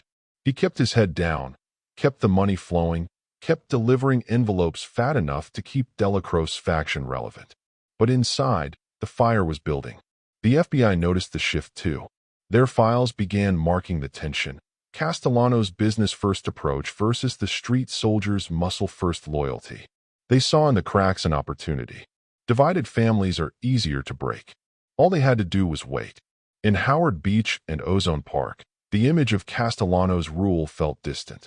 He rarely appeared at the Bergen Club. He didn't walk the streets the way Gotti did. Where Gotti exuded charisma, Castellano exuded cold calculation. To the neighbors, John was flesh and blood, someone they saw every day, someone who shook hands and laughed on the corner. Castellano was a shadow in a mansion, a man they only read about. That difference mattered, because in the Mafia, reputation wasn't just about money. It was about presence, and Castellano's presence felt thin. Meanwhile, Gotti's reputation grew thicker with every year. He was the face of Delacroix loyalists, the voice of the blue-collar crew. He embodied everything they believed the Mafia was supposed to be: loyal, ruthless, unafraid. And quietly, more and more men began to lean in his direction. But that lean was dangerous. For now, Castellano's grip was firm. He had the title, the wealth, the approval of the commission, the governing body of the five families. To challenge him openly was unthinkable. And yet, unthinkable things have a way of becoming inevitable. The seeds of division were planted the moment Gambino named Castellano instead of Delacroix. Those seeds grew each time Castellano looked down on the street guys. Each time he scolded men for chasing drug money, while others pocketed fortunes behind his back. They grew each time John Gotti walked into the Bergen club and men whispered about who should really be leading them. By the late 1970s, the tension was impossible to ignore. Castellano represented the old man's chosen order: white-collar crime, quiet deals, a mafia that looked less like the streets and more like Wall Street. Gotti represented something rawer, something bloodier, a mafia that lived in the neighborhoods, that thrived on muscle, that demanded respect the old-fashioned way. And the two worlds were on a collision course. For now, Gotti played the role expected of him: the loyal soldier, the rising capo, the man delivering for his mentor Delacroix. But inside, he was watching, waiting, measuring every move Castellano made. He could see the cracks forming. He could see the resentment building. He could see the possibility that one day, the family might need a different kind of leader. When that day came, Gotti knew he would be ready. But until then, he smiled, collected envelopes, and pretended the world was in order. Deep down, though, he knew the truth. The world of the Gambino family was about to fracture. And when it did, blood would decide who ruled the ashes. The room smelled of antiseptic and fading strength.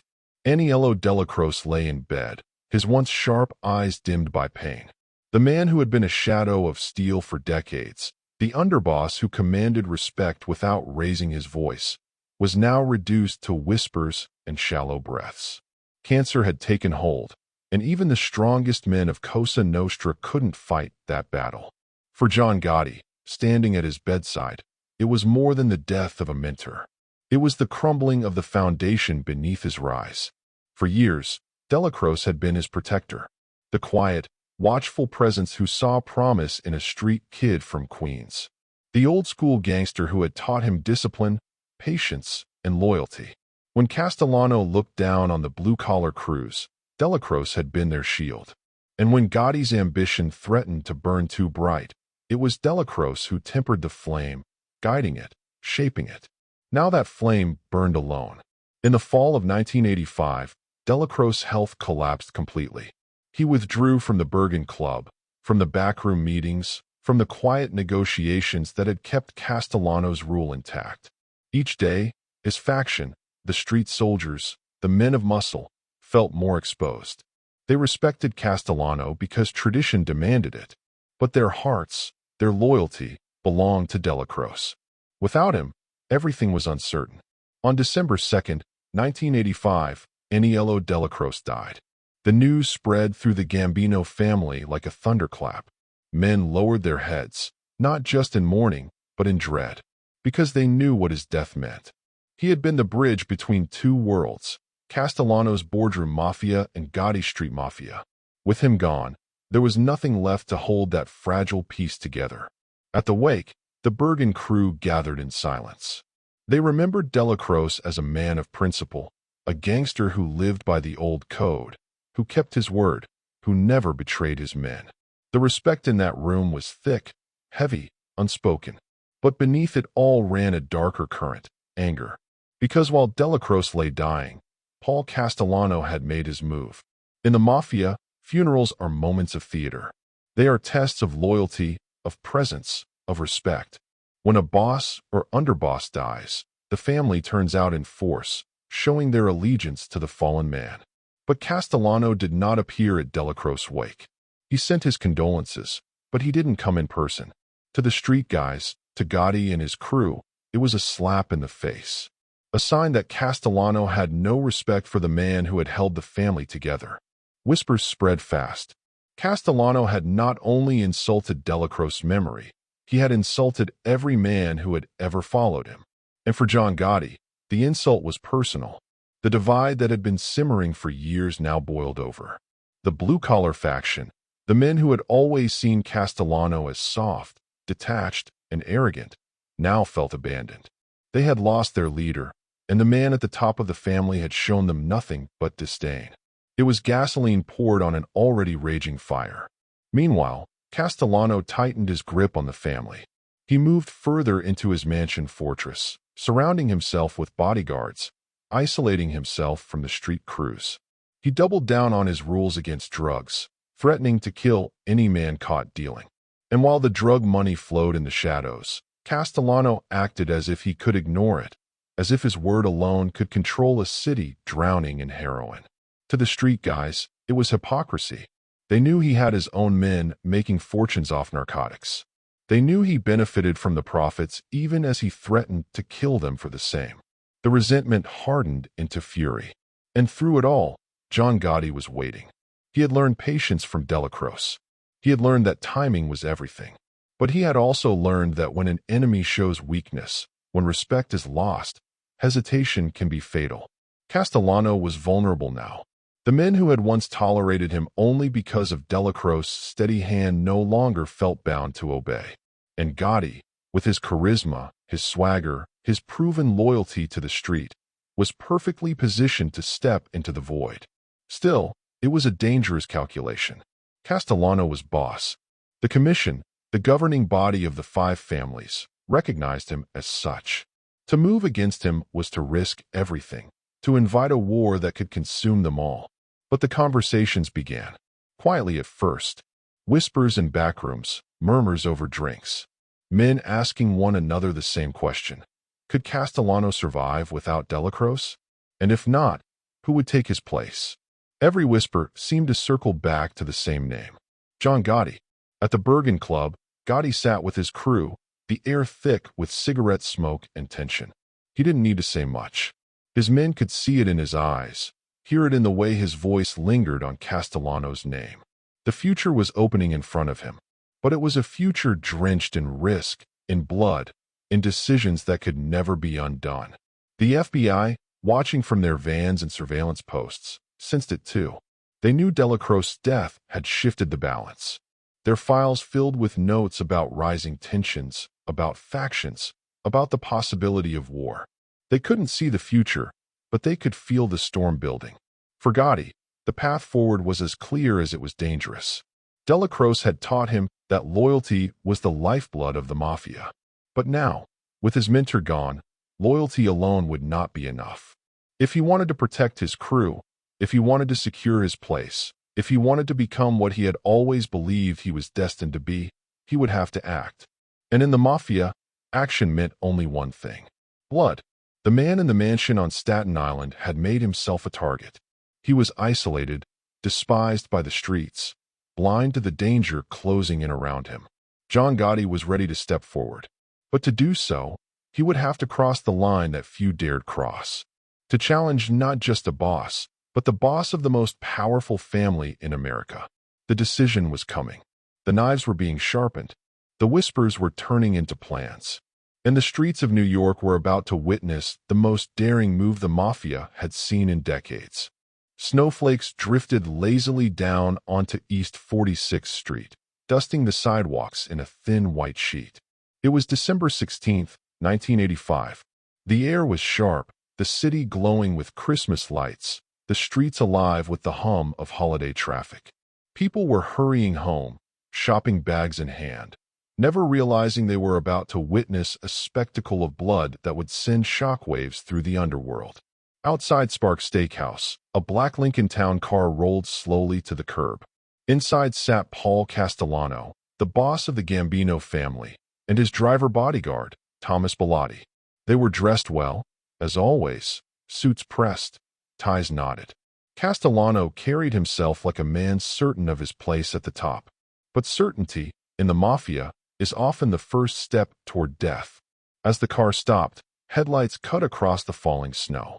Pedestrians shuffled past, none paying much attention. The city has a way of swallowing even the most powerful men, making them seem ordinary in its endless churn. Castellano stepped out of the car, Bellotti close behind. They adjusted their coats against the cold, ready to head inside for dinner. Then it happened. Men emerged from the shadows, their faces hidden beneath trench coats and hats pulled low. Guns flashed in the winter night. The first shot cracked through the air, followed by another and another. Castellano stumbled, his body jerking, his mouth opening in shock before he crumpled onto the pavement. Bellotti barely had time to react before bullets tore into him too, slamming him to the ground beside his boss. Screams erupted from bystanders. Cars screeched to a halt. Blood spread quickly across the snow, staining it red beneath the glittering Christmas lights.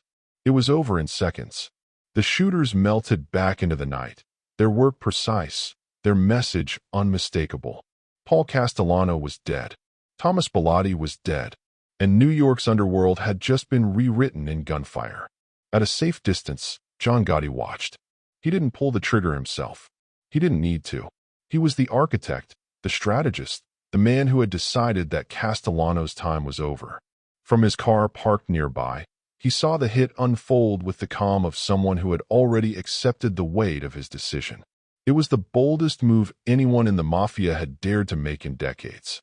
To kill a sitting boss was to spit in the face of tradition, to gamble not just with your life, but with the future of the entire family. But Gotti knew the moment Delacroix died that Castellano's days were numbered. Without the underboss to shield him, Castellano was exposed. And to Gotti, it was simple: kill or be crushed. The hit was theatrical in its precision. No disguises, no subtlety, no slow poisoning in some quiet corner. It was done in the open, in the heart of Manhattan, outside a crowded steakhouse. It wasn't just a murder. It was a declaration, a message to the Mafia, to law enforcement, to the city itself. There was a new order now, and it wore the face of John Gotti. News of the assassination spread like wildfire. By the time the bodies were carried away, reporters were already swarming.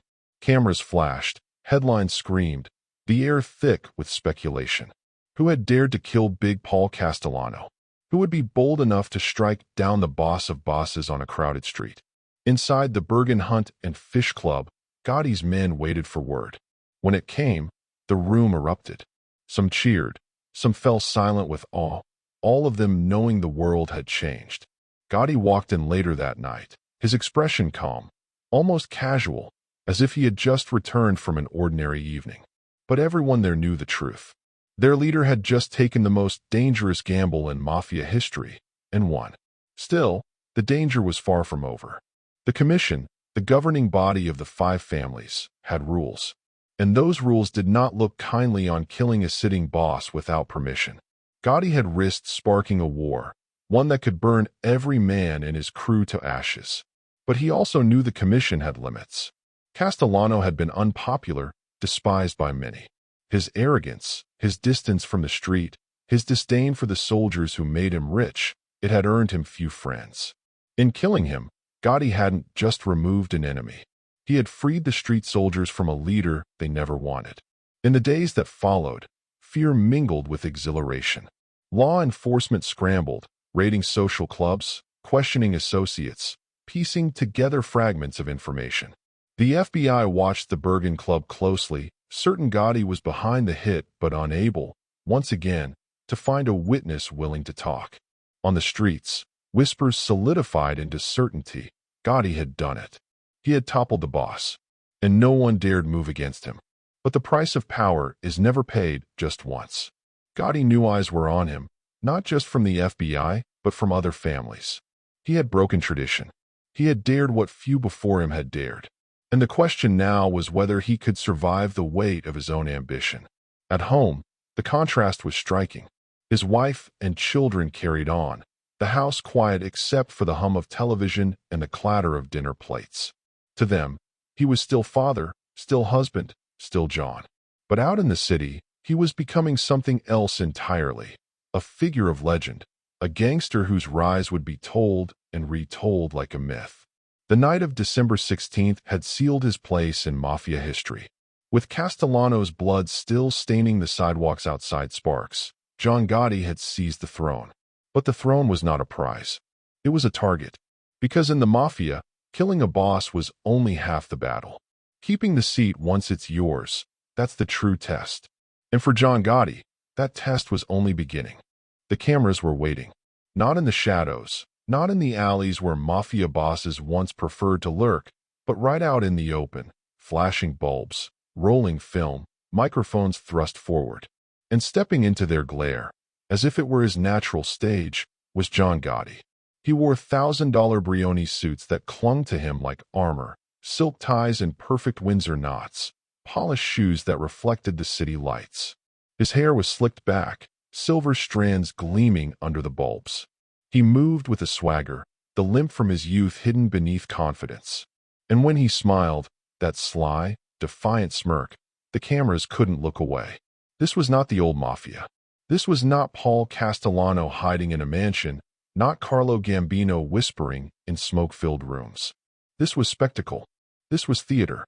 This was the moment the newspapers found their headline. The Dapper Don. That was the name they gave him, and Gotti embraced it. Almost overnight, his image flooded front pages. The hit at Sparks Steakhouse had stunned the underworld, but to the press, it was something else, a story too good to resist. A Mafia boss rising from the streets of Queens, dressed like royalty, laughing in the face of law enforcement. He was danger wrapped in silk, ruthlessness wrapped in charm. For reporters, it was gold. For Gotti, it was power. He didn't hide from the attention. He courted it.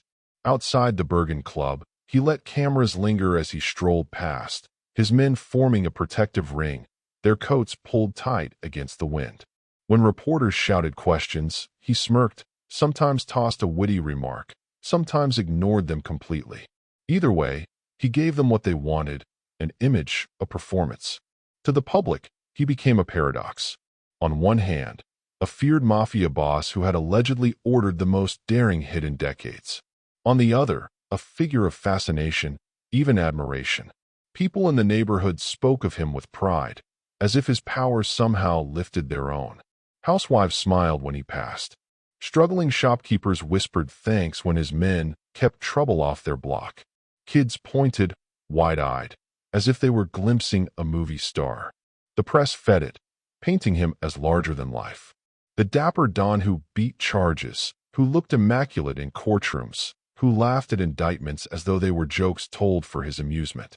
Headlines turned trials into theater productions, each photograph of Gotti walking into court another act in the drama. Law enforcement seethed. The FBI had spent decades dragging Mafia bosses into the light, only to see Gotti bask in it. Their surveillance vans hummed day and night outside his club. Their wiretaps clicked endlessly. They pored over transcripts, watching, waiting for him to slip. But each time they thought they had him cornered, the case collapsed. Witnesses changed stories. Jurors hesitated. Evidence vanished. The papers gave him another nickname, the Teflon Don, because nothing stuck. It wasn't just luck. It was intimidation, manipulation, the careful work of lawyers and loyal soldiers. But to the public, it looked like magic, as though he truly were untouchable. And the more invincible he seemed, the more his legend grew. But beneath the silken swagger, there was danger. Gotti knew the Mafia code. He knew the commission frowned on his visibility, on his embrace of the spotlight. Bosses were supposed to live in shadows, not on magazine covers. The old guard saw him as reckless, too loud, too bold. But Gotti didn't care. To him, the spotlight was not weakness. It was armor. The brighter he shone, the harder it became for enemies to move against him in silence. Still, the risks mounted. Each headline brought more heat. Each photograph gave law enforcement more reason to focus on him. The FBI wasn't just watching now. They were obsessed. Inside their offices, Gotti's face was pinned to walls, his name scrawled across files, his voice captured on endless hours of wiretaps. They weren't just trying to catch a mobster. They were trying to topple a myth. And myths don't fall easily. In courtrooms, Gotti turned trials into performances. He walked in wearing expensive suits, head high, flanked by bodyguards who looked more like a royal guard than street soldiers. He cracked jokes. He smiled for cameras. Jurors, ordinary men and women pulled from the city, couldn't help but feel the pull of his charisma. Some feared him. Some admired him. All of them remembered him. And when verdicts came back not guilty, the legend only grew. On the streets, his power deepened. Crews that had once doubted him now fell in line. Rivals thought twice before making a move. The Gambino family, once divided between white-collar and blue-collar factions, now bent toward his style, bold, brash, unafraid. He was no longer just a boss. He was the boss. But power always carries shadows.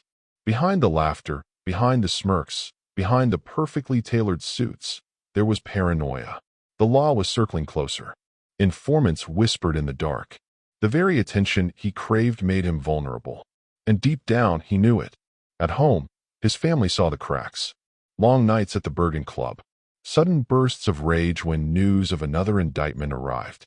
The weight of leadership pressing against his shoulders, even as he tried to mask it with bravado. His children adored him, but they also feared the world that surrounded him. His wife carried the burden quietly, watching as the man she married became not just a husband and father, but a myth too large to escape. The myth was intoxicating. For the public, it was irresistible. The Dapper Don walking free again, smirking at the law, dressed like a king. But for the FBI, it was infuriating. Each acquittal felt like failure, each smiling photograph a taunt. They were determined to end the story, to shatter the illusion of invincibility. And they were patient. Wiretaps hummed. Bugs listened. Informants whispered. They waited for the crack, the one mistake, the one word caught on tape that even John Gotti couldn't laugh away. Because if there was one truth the FBI clung to, it was this. No one is truly untouchable. Not even the Dapper Don. And soon, they would prove it. The courtroom buzzed like a theater before the curtain rose. Reporters filled the benches, pens ready, cameras flashing in the hallways. Jurors shifted nervously in their seats. Prosecutors straightened their files, their jaws set tight. And then the doors opened. John Gotti walked in, not in prison khakis, not in a rumpled suit, but in a $1,000 Italian cut, silk tie gleaming, shoes polished to a mirror shine. His hair slicked perfectly back, his chin lifted, his smirk carved across his face like it had been placed there by an artist. He didn't look like a man on trial for his freedom. He looked like a man attending his coronation. The flashbulbs popped, capturing every angle. He gave a faint smile, even winked once. It was theater, and Gotti was the star. The charges were serious. Assault, racketeering, conspiracy, the kind of charges that had put other men away for decades. But Gotti didn't seem worried. He sat calmly, whispering with his lawyers, occasionally cracking jokes that made jurors glance his way with uneasy smiles. And then, when the verdict came back, not guilty, the press exploded. Outside the courthouse, crowds gathered, cheering as Gotti walked out the doors, waving like a celebrity, his crew at his side. He lit a cigarette, tugged at his cufflinks, and stepped into a waiting car. It was the first acquittal, but it wouldn't be the last. Over the next 3 years, Gotti faced trial after trial. Each time, the government was certain they had him cornered. Each time, the evidence stacked high. Each time, the headlines blared. This could be it, the fall of the Dapper Don. And each time, the same thing happened. The case unraveled. Witnesses suddenly forgot details. Stories changed under oath. Jurors seemed uneasy, distracted, hesitant. Prosecutors pushed harder, but their cases collapsed like sandcastles against a tide. And when the dust settled, Gotti walked free. Again and again. 3 trials. 3 acquittals. The papers needed a new name. The Dapper Don was no longer enough. He wasn't just charming. He wasn't just stylish. He was untouchable. The Teflon Don. Because nothing stuck. Behind the scenes, though, it wasn't magic. It was intimidation, manipulation, and the raw power of fear. Jurors were whispered to. Some found envelopes of cash. Others found threats too sharp to ignore. Witnesses knew that testifying against Gotti meant more than court dates. It meant risking their lives, their families, their futures. In the world of organized crime, silence wasn't golden. It was survival. And so, one by one, the cases collapsed. But to the public, the myth grew. Television crews parked outside the courthouse for every trial, filming the spectacle as if it were a weekly drama. Each acquittal felt like another episode in a saga, another triumph for the man who seemed to laugh in the face of the law. Crowds began gathering just to see him, to glimpse the smirk, the sharp suit, the way he carried himself as if the system were beneath him. Some saw him as a villain. Others, incredibly, saw him as a hero. A man standing up to a government they distrusted, a man who lived by his own rules, a man who walked free when everyone else fell. But for the FBI, the acquittals were humiliating. Agents watched years of work vanish in the space of a jury's nod. They had tapes, they had files, they had evidence, and still, he slipped through their fingers. To them, Gotti wasn't just a mob boss. He was an insult, a taunt, a reminder that the law's reach had limits. Inside their offices, his name was cursed daily. They began devoting entire squads to him, watching his every move, wiring every room they could, squeezing every informant possible. They weren't chasing just a man. They were chasing a symbol, and they refused to let it stand. Meanwhile, Gotti reveled in it. Each acquittal made him bolder. Each front-page photo made him strut a little taller.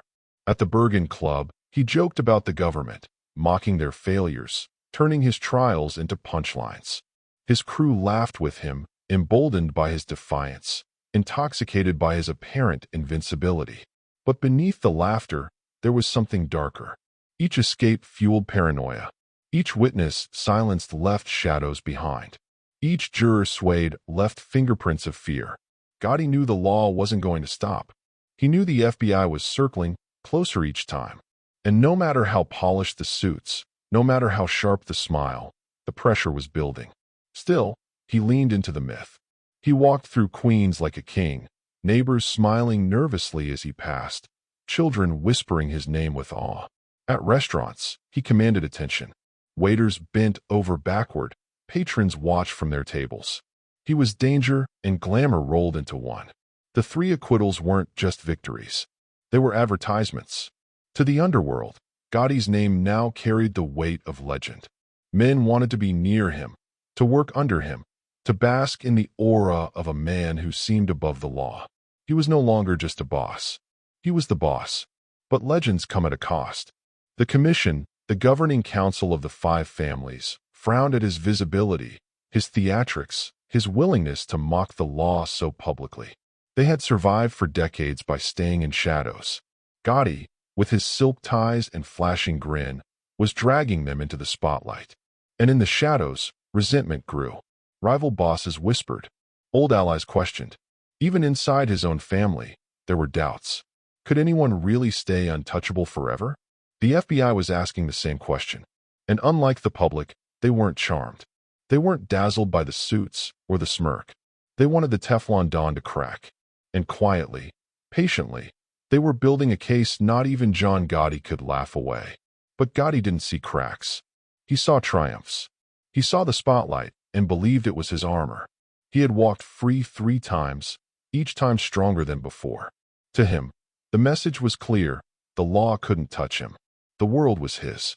And yet, history has a way of humbling men who believe themselves untouchable. Because even Teflon, eventually, begins to peel. The street outside Mulberry smelled of roasted chestnuts and exhaust fumes. Tourists wandered past souvenir shops. Neon signs flickered over pizzerias. And somewhere above it all, church bells tolled faintly against the winter air. To the casual eye, Little Italy looked like a postcard. But on one corner, past the chatter of diners and the hum of taxis, stood a doorway that led to something else entirely. The Rave Night Social Club. From the outside, it was nothing special. A narrow brick storefront, a small sign, the kind of place you'd walk past without a second glance. But inside, the atmosphere was thick, electric, alive with quiet power. This was John Gotti's world. Here, the Dapper Don wasn't just a man in the headlines. He was flesh and blood, sitting at the head of a table, his laughter bouncing off the walls, his presence filling the smoke-choked room. Men leaned in when he spoke, their words hushed, their eyes watchful. Deals were made, disputes settled, lives changed, all within these walls. Gotti had made the Rave Night his headquarters after seizing control of the Gambino family. From this cramped club in the heart of Little Italy, he ran an empire that stretched across New York and beyond.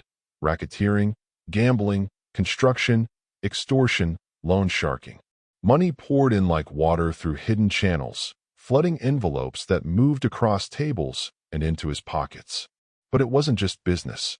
The Rave Night was theater, and Gotti was its star attraction. Outside, crowds gathered just to catch a glimpse of him. Reporters camped on the sidewalk, their cameras aimed at the door, waiting for the moment it swung open. And when it did, Gotti stepped out like a movie star leaving a premiere, sharp suit, slicked hair, the faint curl of a smile. Sometimes he waved. Sometimes he ignored them. Either way, the spectacle was undeniable. For ordinary people, it was surreal. Mafia bosses had always been ghosts, whispered about, but rarely seen. But Gotti walked openly through Little Italy, trailed by bodyguards, trailed by cameras, trailed by awe. Shopkeepers nodded respectfully as he passed. Tourists pointed, whispering as if they'd spotted a celebrity. In a way, they had. Inside the club, his charisma worked like gravity. Men gravitated to him, pulled into his orbit. He told stories, cracked jokes, turned even grim business into entertainment. But behind the charm was something harder. When decisions were made, his voice was final. When disputes arose, his glare cut sharper than any blade. Everyone knew. Laughter was welcome, but loyalty was mandatory. The Rave Night became a symbol, both for the underworld and for the city itself. To the Gambino family, it was the beating heart of their empire. To the public, it was the stage where the Dapper Don performed his myth. To the FBI, it was a target painted in neon. Every night, the sidewalks outside buzzed with undercover agents. Surveillance vans parked nearby, cameras aimed, microphones straining. They photographed everyone who entered, recorded every license plate, logged every face. Inside their offices, walls filled with pictures of men coming and going, strings tying them together like a web. But Gotti didn't seem to care. He knew they were watching. He joked about it. Sometimes he even waved at the unmarked cars. To him, the attention was just another spotlight, another way to feed the legend. He believed the law couldn't touch him. After all, he'd walked free 3 times. He was the Teflon Don, the man nothing stuck to. Yet the Rave Night was a double-edged sword. Its walls gave him control, but they also made him predictable. Every week, he came here. Every week, his men gathered around him. Every week, the FBI listened harder. The very place that symbolized his power would one day become the place of his undoing. But in the late 1980s, the myth still burned bright. Reporters swarmed his court appearances. Crowds outside the club swelled, cheering as he stepped out into the night. His reputation soared, not just in the underworld, but in popular culture. He was no longer just a boss. He was a celebrity. It was intoxicating, even for him. The boy who had once limped through the Bronx with nothing was now the king of New York, his name splashed across headlines, his face recognized by strangers in every borough. And he reveled in it. The silk suits, the manicured nails, the smirk caught in endless photographs. It wasn't just style. It was strategy. He was building an image of invincibility. But images crack. Inside the Rave Night, the walls were thinner than anyone realized. The FBI had managed what once seemed impossible, placing bugs in the club, hidden microphones capturing whispers that were never meant to leave those rooms. Conversations about business, about betrayals, about murders. Each word stacked into files that grew heavier by the day. And while Gotti laughed outside for the cameras, inside those files, his voice was beginning to betray him. Still, in those years, he ruled without hesitation. The Gambino family bent to his will. Rivals feared him. The public adored him. He was more than a mafia boss. He was an icon. At home, his family lived in the shadow of his fame. His children struggled with the weight of his reputation. His wife carried the burden of knowing each trial, each headline, could end everything. But Gotti himself seemed untouched, convinced that his charisma, his power, his myth would carry him through anything. The Rave Night was his empire, his stage, his fortress. But in reality, it was becoming his cage. Because in the Mafia, the louder the applause, the sharper the knives. And the knives were already being sharpened. The numbers were staggering. $500 million a year. That was the estimate. The scale of the Gambino empire under John Gotti's rule. To most people, that kind of money seemed impossible to imagine. But for the Mafia, money wasn't just numbers on a page. It was the veins and arteries of the beast. It flowed from the streets into the pockets of soldiers, captains, and bosses. It fueled power, paid for silence, bought loyalty, and crushed opposition. And at the very top, it crowned Gotti not just as a boss, but as the king of New York's underworld. The empire touched everything. Gambling was the oldest and most reliable stream. Illegal casinos hummed in backrooms, dice rolled across tables, cards slapped down with a snap. Sports betting raked in fortunes, the action covering everything from baseball games to horse races to the Super Bowl. For working-class men, it was entertainment. For the Gambinos, it was profit stacked in bundles, stuffed into envelopes, delivered with quiet precision. Then there was construction. Few industries were as lucrative or as vulnerable. Every brick laid, every skyscraper built, every contract signed was an opportunity. The Mafia didn't just skim from the top. They controlled unions, dictated which companies got jobs, which workers got hired, and how much material was bought. If you wanted to build in New York, you paid tribute. And tribute flowed upward, week after week, until it reached Gotti's hands. Unions were the lifeblood of that control. Teamsters, carpenters, dock workers, electricians, all under Mafia influence. Workers feared crossing them. Contractors feared defying them. Even legitimate businessmen who wanted nothing to do with crime had no choice but to bend. In New York, if the Gambinos wanted your project slowed, your deliveries stopped, your workforce walked out, it happened. And if they wanted it to move smoothly, well, that cost you too. Extortion was the quiet tax that never ended. Small businesses paid for protection. Big businesses paid to keep projects alive. Sometimes it was subtle, a polite handshake, a quiet agreement. Sometimes it was brutal, broken windows, threats whispered in alleys, reminders that refusing wasn't an option. Loan sharking kept the cycle tight. Desperate men borrowed cash, thinking they could climb out of their hole. But the interest was a trap, climbing higher each week until repayment was impossible.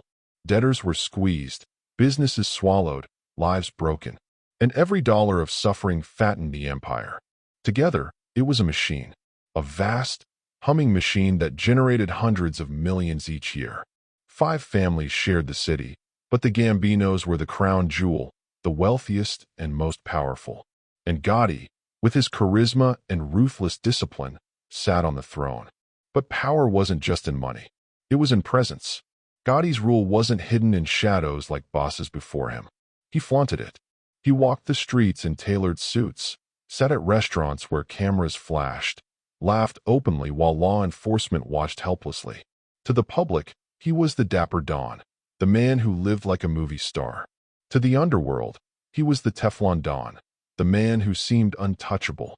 And to his own men, he was both leader and legend. Still, even legends bleed. Behind the glamour, there was fear, fear of betrayal, fear of cracks forming in the empire's walls. Every dollar earned made enemies. Every union controlled made rivals. Every business squeezed created resentment. Gotti's empire was vast, but vastness draws attention. And attention, in the Mafia, was death waiting to happen. The FBI saw it clearly. They didn't just see a man in silk suits. They saw a criminal empire built on rackets that touched every corner of the city.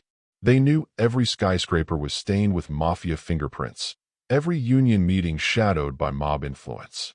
And they knew, if they could bring down Gotti, they could bring down the myth of invincibility the Mafia had cultivated for generations. But Gotti wasn't blind to their pursuit. He mocked them openly, waving at surveillance cars, laughing at reporters who followed his every move. He believed the empire he built was too strong, too loyal, too well-oiled to collapse. After all, hadn't he walked free 3 times already? Hadn't he proven that even with all eyes on him, he could still reign? His men believed it too. At the Rave Night Club, envelopes stuffed with cash stacked higher than ever. Soldiers bowed their heads in respect. Captains whispered their loyalty. Everyone basked in the glow of their boss's success. The empire felt unstoppable, like a skyscraper climbing higher and higher without fear of falling. But skyscrapers are only as strong as their foundations. And the foundation of Gotti's empire was built on silence, on men who kept their mouths shut, on loyalty that could never waver. The FBI knew this, and they knew silence can crack. The empire was real. The profits were real. The control was real. But so were the dangers. Rivals watched hungrily. The law listened patiently. And inside his own crew, not every man carried the same loyalty Gotti believed they did. For now, though, the Teflon Don sat atop $500 million in power. He was the king of rackets, the ruler of unions, the man whose name meant money, fear, and respect in equal measure. But history whispers its warning. No empire lasts forever. Not Rome, not kings, not mafia bosses. The higher the climb, the further the fall. And John Gotti was climbing fast. The higher he climbed, the thinner the air became. John Gotti stood at the top of the mafia world. The Gambino family was pulling in an estimated $500 million a year. His name filled newspapers, and his image became as recognizable as a Hollywood star. But power never comes without cost. And by the late 1980s, Gotti was beginning to pay it. The price of power was paranoia. The Rave Night Club, once a sanctuary, now felt like a stage where every corner had eyes and every wall had ears. Gotti knew the FBI was watching. He joked about it, smirked at the surveillance vans parked across the street, waved as if they were paparazzi. But the laughter hid something else. He no longer trusted easily. He studied faces longer, listened harder, weighed every word from the men around him. A wrong glance, a hesitant tone, a delay in payment, everything could be a sign. And in the mafia, suspicion had consequences. Those who displeased him felt the full weight of his fury. Gotti ruled with charisma, yes, but also with violence. A soldier who disobeyed an order might disappear. A rival who questioned his decisions might be found shot in the back of the head. Even allies weren't immune. If loyalty wavered, even slightly, the punishment was swift. Fear became as much a part of his empire as money. That fear tightened his grip, but it also drove cracks deeper into the foundation. The Gambino family had thrived for decades on balance. Bosses ruling with quiet caution, underbosses managing the street soldiers, crews bringing in steady money. Gotti disrupted that balance. His need to control every decision, to enforce his rule with visible force, alienated men who once would have died for him. He had risen by embodying the street. But now, from his throne, he sometimes forgot the code of respect that bound those streets together. His arrogance, his hunger for the spotlight, his dismissals of tradition, they turned whispers of doubt into murmurs of resentment. Even within his own family, allies began to waver. Captains muttered that he was bringing too much heat, drawing too much attention. Other bosses on the commission shook their heads at his flamboyance. In their world, survival depended on shadows. Gotti walked in light, and that light was blinding everyone around him. The price of power was violence. More than once, Gotti ordered hits not just on enemies, but on men within his orbit whose loyalty he questioned. One wrong word could be a death sentence. One careless act could seal a man's fate. Blood flowed in the streets, not always from rivals, but sometimes from men who had once sat at his table. It kept him feared, but it also left trails of unease behind him. Law enforcement watched those trails carefully. Every body that dropped was another line in a growing file, another reason for prosecutors to push harder. Every act of vengeance became ammunition, evidence that the Teflon Don was not untouchable, only careful, and no one is careful forever. But perhaps the greatest price was attention. Gotti thrived on it. He loved the cameras, the headlines, the photographs of him striding into court like a runway model.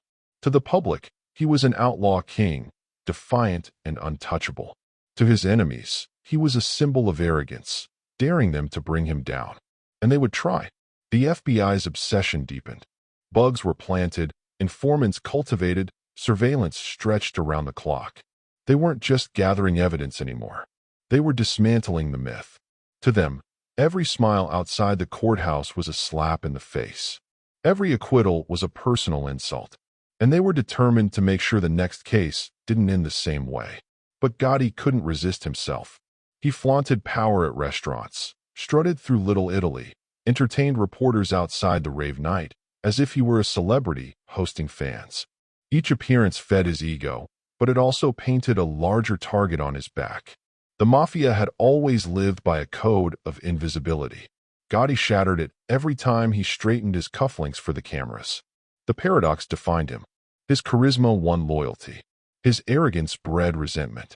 His violence enforced discipline. His paranoia eroded trust.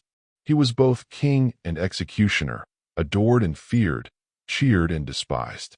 And in that paradox lay the seeds of his downfall. The men closest to him felt the weight most. To be part of Gotti's world was to bask in power, yes, but also to live under constant scrutiny. Any mistake, any hesitation, any rumor could end in blood. For some, the pressure became too much. For some, the temptation to whisper to the FBI began to outweigh the code of silence. But Gotti didn't see it, or chose not to. To him, betrayal was unthinkable. He had built his empire on loyalty, demanded it, enforced it with bullets. He believed his charisma was enough to bind men to him forever. He believed fear was enough to silence doubt. And for a while it was. The Gambino empire still hummed with money. The rave nights still buzzed with energy. Reporters still filled their pages with his image. For the public, he was still the Teflon Don. For his men, he was still the boss. For law enforcement, he was still the prize. But under the surface, the cracks widened. Allies felt alienated. Rivals saw opportunities. Prosecutors sharpened their knives. And the FBI, patient and relentless, listened in the dark, waiting for the one word, the one slip, the one betrayal that would finally pierce the armor. John Gotti had climbed to the peak of power. But now, at the very top, he was breathing thin air. And high places have a way of making even kings dizzy. He was the kind of man who didn't waste words. Short, stocky, eyes sharp, voice steady.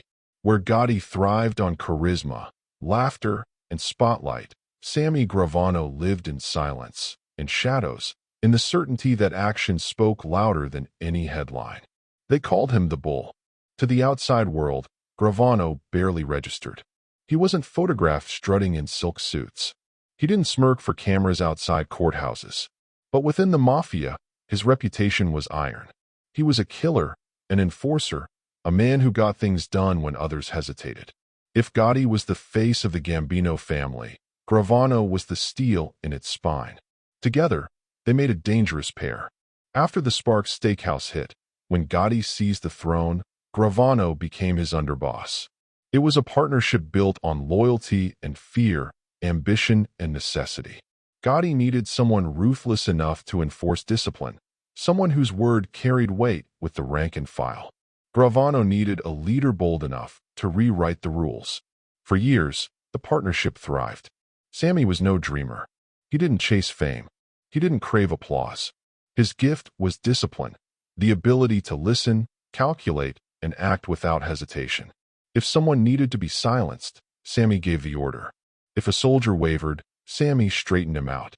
And always, he made sure the money flowed upward, envelopes fat and steady.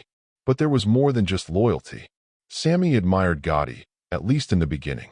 He admired the way Gotti commanded a room, the way he carried himself like royalty even in a smoke-filled club. He admired the confidence, the certainty, the fearlessness.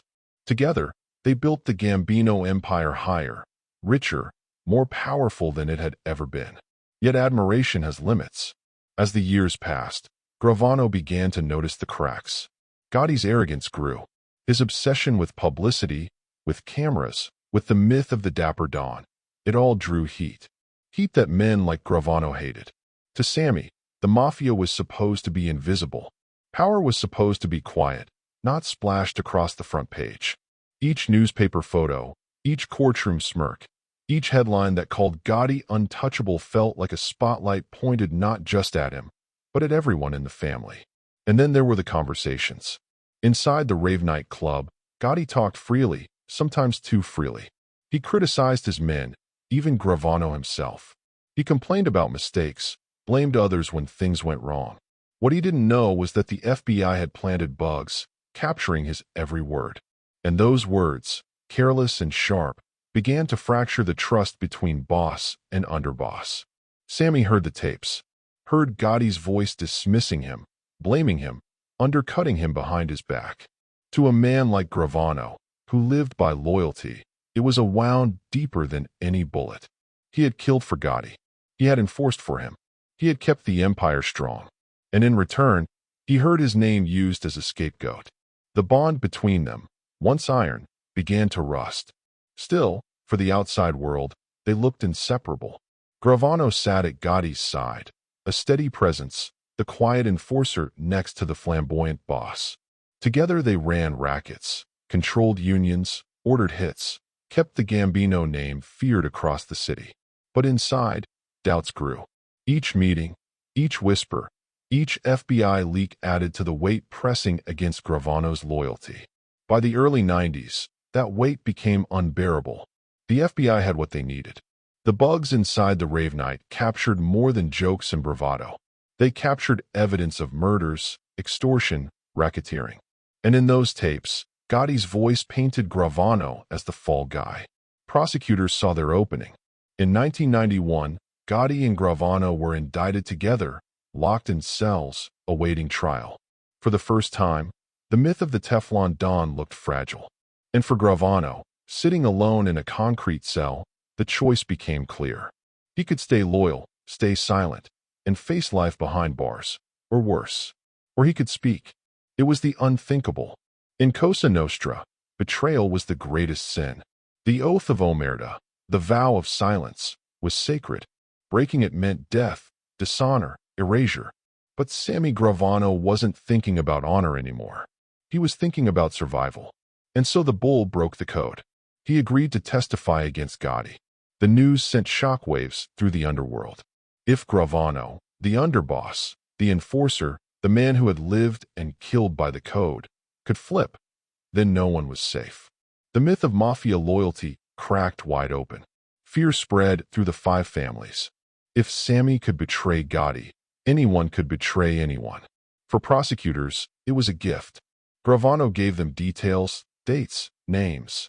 He laid out the inner workings of the Gambino empire, described murders in cold detail, pointed to Gotti as the man giving orders. The tapes provided Gotti's voice.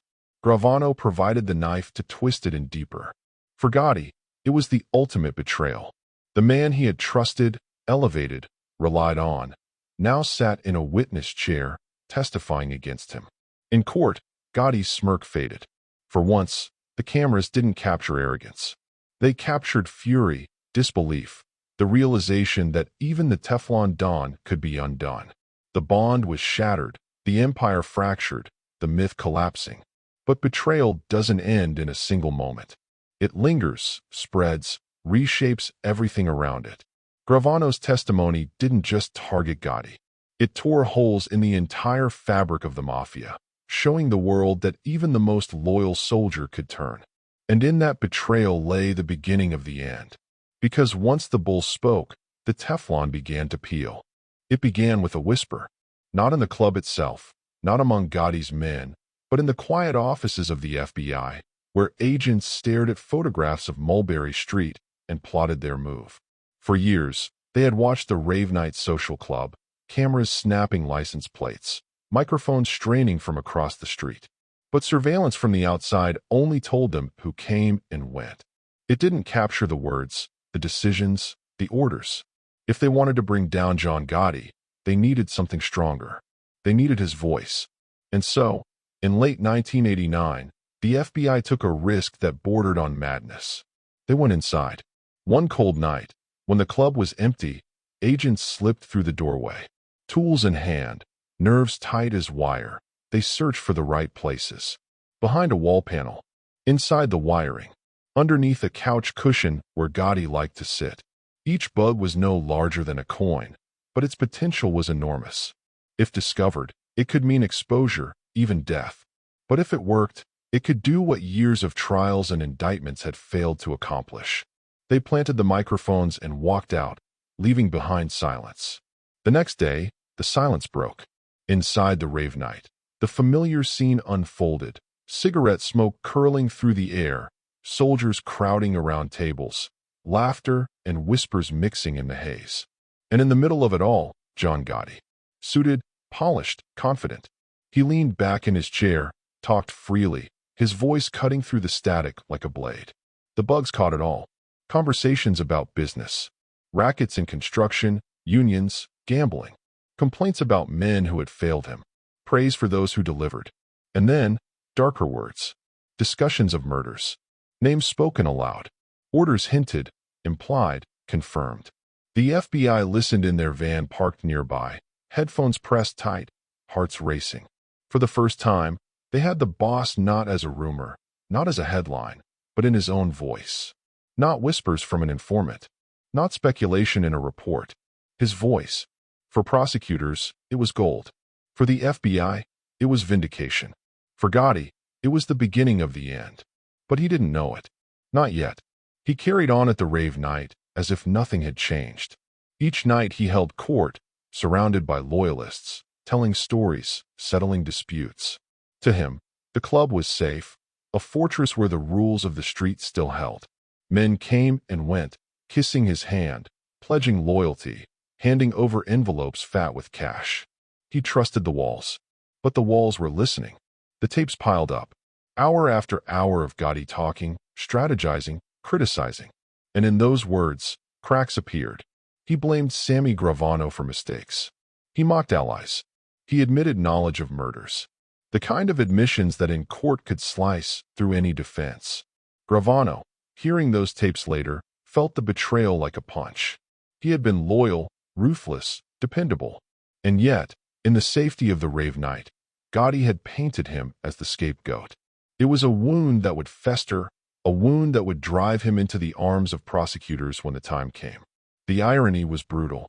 Gotti had always mocked the FBI, waving at their cars, laughing at their failures. But now, it wasn't their cars or cameras that would undo him. It was his own words, spoken casually, carelessly, in a place he believed was untouchable. The bugs didn't just capture evidence. They captured arrogance. One agent later described it like striking oil. After years of digging dry wells, they had tapped into a fountain that wouldn't stop flowing. Each tape brought new revelations. Each tape brought new proof. Each tape brought them closer to the trial they had dreamed of. By 1990, the case was forming like a storm cloud. Prosecutors began assembling transcripts, lining up charges, preparing indictments. Gotti had faced trials before, but this was different. This wasn't a shaky witness or a nervous juror. This was his own voice, recorded again and again, weaving a noose around his neck. And still, he smiled for the cameras. Still, he strutted through Little Italy, silk suits gleaming, smirk intact. Still, the public adored the myth of the Teflon Don. They didn't know the truth, that the walls of his empire had been turned against him, that every conversation at the rave night was being collected, cataloged, prepared for the day when the myth would shatter. For years, Gotti had believed he was smarter than the law, that charisma and loyalty would shield him, that fear would silence witnesses, that money would sway jurors. And maybe it would have, but against his own voice, there was no shield. The Rave Night Social Club, his fortress, his kingdom, his stage, had become a trap. And the trap was already closing. The cell was quiet except for the sound of breathing. Cold concrete, steel bars, the weight of silence pressing against the walls. John Gotti sat in one corner, his head tilted, his face still carrying that familiar smirk. Across the hall, in another cell, Sammy Gravano stared into the dark. Both men knew what the FBI was planning. The bugs, the tapes, the transcripts, they had piled up. The trial was coming, and this time, the noose was real. But for Gravano, the weight was heavier than for anyone else. He was underboss now, Gotti's right hand, the man closest to the throne. He had killed for the family, ordered murders without hesitation, kept the money flowing, the crews disciplined, the empire intact. He had stood beside Gotti when Castellano fell, stood beside him when the commission frowned, stood beside him as the cameras turned him into the Dapper Don. And yet, when the FBI played back the tapes, Gravano heard his own boss's voice, sharp, dismissive, blaming him for mistakes, mocking him behind his back. To a man who had built his life on loyalty, it cut deeper than prison walls ever could. It was betrayal, already blooming before Sammy made his choice. The prosecutors knew what they had.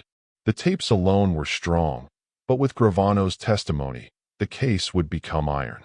The offer was laid out: leniency, protection, a way out of a life sentence. In exchange, all he had to do was speak. At first, Gravano wrestled with it. The oath of omerta, the vow of silence, was sacred. It was the core of Cosa Nostra. Breaking it wasn't just disloyalty, it was suicide. To betray the boss was to betray the entire brotherhood.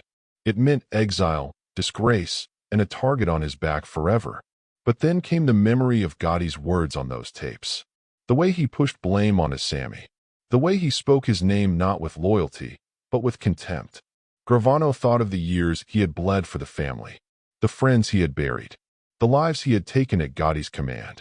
And now, when the walls were closing in, the boss had left him holding the bag. Silence was one kind of death. Betrayal was another. In the end, Gravano chose survival. He flipped. The news was an earthquake. In the world of organized crime, underbosses did not turn. Bosses might fall. Soldiers might break. But underbosses, the men who held families together, they were supposed to be unshakable. Gravano shattered that illusion. His decision tore through the underworld like shrapnel. If the bull could break omerta, then no one was untouchable. Inside the Gambino family, fear spread. Men whispered in corners, wondering who would be next, who might turn, who could be trusted. The code that had bound them for generations suddenly felt fragile, as though it could splinter under pressure. For prosecutors, Gravano was a gift beyond measure. He knew names, dates, details.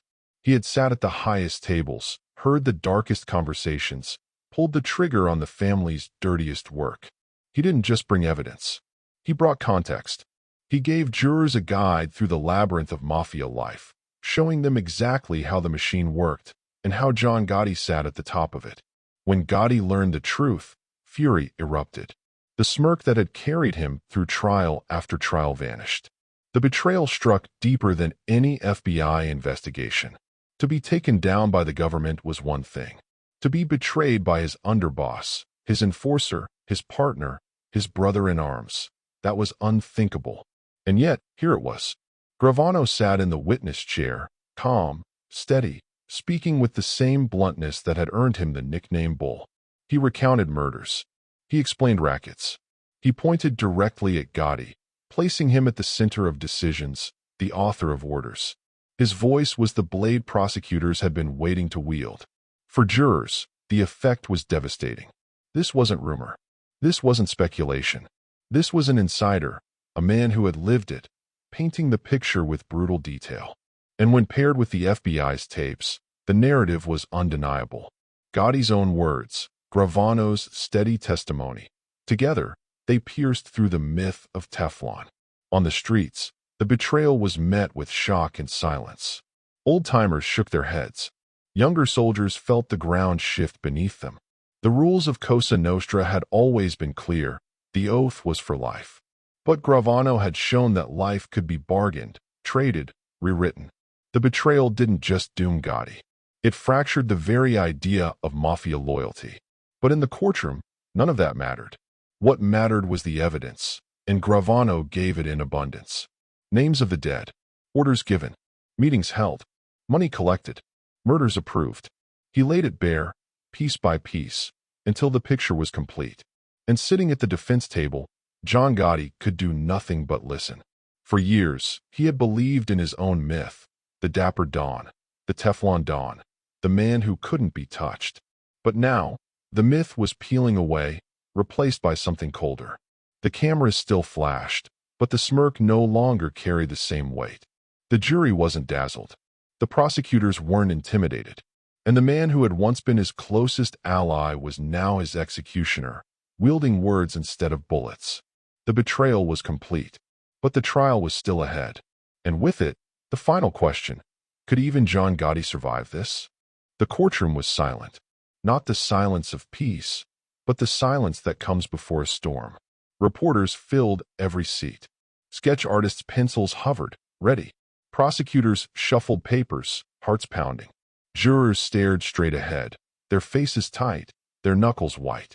And in the center of it all, John Gotti sat at the defense table. The man who had once walked into courtrooms like they were his personal stage now looked smaller, heavier, stripped of the aura that had carried him through so many acquittals. This time, the performance was over. It was 1992, and the myth of the Teflon Don had finally met its reckoning. The charges were monumental: racketeering, 5 murders, conspiracy, extortion, loan sharking, obstruction of justice. Each one a blade. Together, a guillotine. The government had stacked the case higher than ever before. But this time, it wasn't just paper evidence. It was voices, Gotti's own, captured on the FBI bugs at the rave night. And it was testimony. Sammy Gravano, his underboss, his enforcer, his brother-in-arms, now sitting in the witness chair, pointing directly at him. The betrayal had already cracked the family. Now it was tearing Gotti apart in front of the world. The tapes played in court. The jurors leaned forward as the grainy audio filled the room. Gotti's voice, sharp, confident, mocking. Talking about murders, about decisions, about who lived and who died. Words spoken casually in what he thought was safety, now echoing back at him with lethal clarity. Each sentence another nail in the coffin. Gravano followed. His voice was steady, unflinching. He laid out the murders, the orders, the structure of the Gambino empire. He spoke of Castellano's death, of the rackets, of the deals made in smoke-filled rooms. And then he said it plainly: John Gotti ordered these murders. John Gotti ruled with iron. John Gotti was guilty. For jurors, the effect was devastating. Here was the underboss, the second in command, telling them everything. And when paired with the tapes, the story was undeniable. Gotti tried to hold his composure. He still wore his expensive suits. He still straightened his cufflinks, still leaned back in his chair with a faint smirk. But the smirk no longer dazzled. The suits no longer impressed. For the first time in his career, the myth wasn't working. The jurors weren't charmed. The cameras outside didn't capture confidence. They captured a man cornered. The trial stretched on, weeks turning into months. Each day brought another blow. The government had built its case carefully, meticulously, leaving little room for escape. And Gotti's defense, once so formidable, now seemed flimsy against the weight of betrayal and tape recordings. For the public, it was theater. Newspapers splashed headlines daily. Television crews lingered outside the courthouse, broadcasting every development. Crowds gathered, some still cheering Gotti, others waiting to see the mighty fall. The myth of the Teflon Don was collapsing in real time, and the city was watching every second. Inside the Mafia, the impact was seismic. Bosses who had once admired Gotti's daring now shook their heads. Soldiers whispered that the spotlight had destroyed him. The code of silence, once sacred, lay in ruins. If an underboss could flip, if the boss could be caught on tape, then what was left of Cosa Nostra's shield? And still Gotti fought. He cracked jokes with his lawyers. He stared down witnesses. He tried to project the same aura of invincibility that had carried him for so long. But every punch landed heavier. Every revelation cut deeper. The myth was bleeding out. Then came April 2nd, 1992. The jury filed back in. The courtroom held its breath. Reporters froze, pens hovering. Gotti sat at the defense table, his expression calm, but his jaw tight, his hands folded carefully in front of him. The foreman spoke. Guilty. On all counts. The words rang like a bell tolling across the city. Guilty of murder. Guilty of racketeering. Guilty of conspiracy. Guilty, guilty, guilty. Each one a hammer, shattering what remained of the Teflon myth. The sentence followed. Life in prison without parole. The courtroom erupted. Some gasped. Some cheered. Some sat in stunned silence. For prosecutors, it was vindication, the end of a battle they had fought for over a decade. For the FBI, it was triumph, proof that persistence could crack even the strongest myth. For the Mafia, it was disaster, a wound that would never fully heal. And for John Gotti, it was the end. The man who had strutted through Little Italy like a king, who had laughed in the face of prosecutors, who had turned trials into theater, now stood convicted, shackled by his own words, and betrayed by his own underboss. The Teflon Don was gone. Outside the courthouse, cameras captured the moment. The smirk was gone. The charm had evaporated. Instead, there was steel, cold, grim, final. He was led away, no longer the dapper Don in the spotlight, but an inmate, destined for a cell where silk suits and headlines meant nothing. For years, people had asked how long John Gotti could defy gravity, how long he could dance in the spotlight without burning. In April of 1992, they got their answer. Not forever. The myth had ended. The Teflon had cracked. And the king of New York's underworld was now just another prisoner, staring at concrete walls. But even in defeat, the shadow of John Gotti lingered. In neighborhoods, his name was still whispered with awe. In newspapers, his face still sold copies. In the halls of the FBI, his case was studied as legend. He had risen higher than any boss before him, and his fall was just as spectacular. Yet for the man himself, none of that mattered anymore.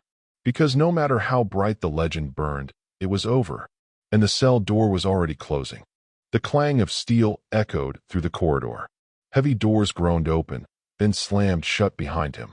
John Gotti, once the most feared and flamboyant mafia boss in America, was now just another prisoner. Shackled, stripped of his Brioni suits, his silk ties, his polished shoes. Dressed instead in khaki prison garb. It was 1992, and the Teflon Don had been shipped off to Bergen, Illinois, the most secure federal prison in the United States. Bergen wasn't like other prisons. It wasn't about rehabilitation. It wasn't even about punishment in the ordinary sense. Bergen was a cage designed for men who could not be broken by ordinary confinement. It was built for the most dangerous, the most influential, the most notorious. And Gotti fit the profile perfectly. Inside those walls, there were no cameras flashing, no adoring crowds cheering his name. There was no rave night social club, no Bergen crew, no stage where he could play the role of celebrity gangster. Here, the spotlight had been extinguished. The guards didn't care who he was. To them, he was just inmate number 18261-053. But Gotti wasn't ready to accept that. From the moment he stepped inside Bergen, he tried to project the same confidence, the same swagger that had carried him through the streets of New York. He carried himself like a boss even when stripped of power. He spoke with the same tone, the same command, as though the walls around him were just another social club. And in a way, he wasn't entirely wrong. Because even behind bars, John Gotti still tried to run his empire. Letters flowed in and out. Visitors passed through, carrying messages, subtle and coded. Prison walls had contained his body, but not his reach. He issued instructions, gave approval, even settled disputes from hundreds of miles away. To his loyalists on the outside, he was still the boss. The title hadn't changed. Only the setting had. But the prison had its own way of testing him. Bergen was built for isolation. Gotti spent much of his time in solitary confinement. A small cell, for walls, a narrow bed, a steel toilet. 23 hours a day, locked away. For a man who once lived surrounded by people, by power, by laughter and noise, the silence was suffocating. He paced. He wrote. He thought. He replayed moments in his mind. The nights at the rave night, the trials, the smirk for cameras. Now, there were no cameras to smirk at. Only guards glancing in through the slot of his cell door. Still, he held onto the role. He greeted prison staff with the same charm, cracking jokes, keeping the bravado alive. Inmates watched him with curiosity, some in awe, others skeptical. To them, he was a legend fallen from grace, now walking the same halls as they did. Some admired him, others resented him, but all of them knew his name. And that, to Gotti, mattered. Control was everything. Even as his body was confined, his mind reached outward. He demanded updates from the outside world. How was the family holding up? Who was loyal? Who wasn't? He sent back orders when he could, determined not to let the empire crumble without him. But the truth was harder than any sentence. The empire was changing. Sammy Gravano's testimony had fractured it. Other families saw weakness. The FBI's war on organized crime didn't stop with Gotti's conviction. It accelerated. Men flipped. Crews scattered. The old guard was dying, and the new generation didn't revere the old codes in the same way. And Gotti, for all his willpower, couldn't stop it from behind a steel door. The irony was bitter. He had once mocked bosses who hid in shadows. He had ruled in the open, smiling at cameras, basking in attention. That attention had destroyed him, and now he was trapped in the shadows himself. Unseen, unheard, locked away in a cell that stripped him of the myth he had built. Yet he refused to surrender to despair. He wrote letters to his family, telling them to hold their heads high. He kept his pride intact, his posture straight, his tone defiant. To him, prison wasn't defeat. It was just another battlefield. And battles, he believed, could still be won. But the truth gnawed at him. Each day was the same. Steel bars, concrete walls, silence. For a man who had once lived for noise, the clinking of glasses, the laughter of soldiers, the flash of cameras, the monotony was a punishment more brutal than any bullet. He tried to exert control, but control slipped like water through his hands. On the outside, lieutenants jockeyed for power. Rivals circled. Federal cases mounted. The empire shrank. And Gotti, for all his efforts, could do nothing but listen as scraps of news filtered in. Inside Marion, guards watched him closely. They knew who he was, what he had been. But here, the myth meant nothing. To them, he was just another inmate, subject to the same rules, the same punishments, the same humiliations. And when Gotti tried to throw his weight around, he found himself facing the same reality every inmate faced. In here, the guards always won. Still, he clung to pride. He dressed neatly in prison khakis, kept his hair combed, his chin lifted. He refused to let them see him break. Even when his body ached, even when the solitude pressed against his mind, he held onto the performance. Because if he broke, even in private, the myth would die completely. But time doesn't care about myths. The years passed. His power waned.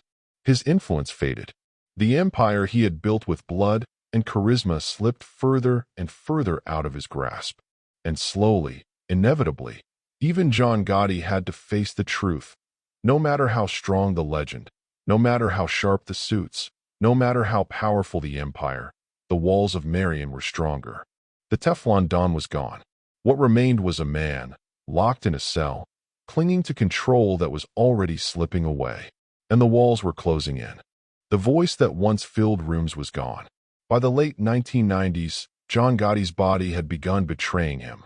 What bullets, betrayals, and prison walls could not accomplish, disease had started to do. Throat cancer. Slow, relentless, merciless. It crept in like a thief, stealing the one thing that had defined him more than his suits, more than his smile, more than his smirk for the cameras, his voice. The man who once barked orders with confidence, who told stories that made soldiers lean in, who laughed loudly in the face of prosecutors, now struggled to speak at all. The words that had built an empire came out hoarse, then cracked, then silenced. Inside Marion, the Don who had once strutted with defiance now moved with difficulty. His shoulders hunched, his once proud gait weakened. The hair that had shone silver under courtroom lights turned thin and brittle. The weight melted off his frame. Guards who had once seen him as untouchable now saw a man hollowed out by pain. Still, he tried to hold on to pride. He dressed neatly in his khakis, combed what hair remained, straightened his posture when visitors came. He refused to let them see him broken. But behind the door of his cell, the truth was clear. The cancer was winning. By 1998, his condition worsened to the point that the Bureau of Prisons transferred him to the Federal Medical Center in Springfield, Missouri. It wasn't freedom. It was a hospital wrapped in razor wire, where the sickest and most broken prisoners went to live out their days. For Gotti, It was the last stop. The days there were long, filled with treatments, examinations, and pain that never seemed to let go. He endured radiation, surgeries, endless appointments. But cancer is a patient enemy. It waits. It wears down the body, then the spirit. And even the Teflon Don could not fight it forever.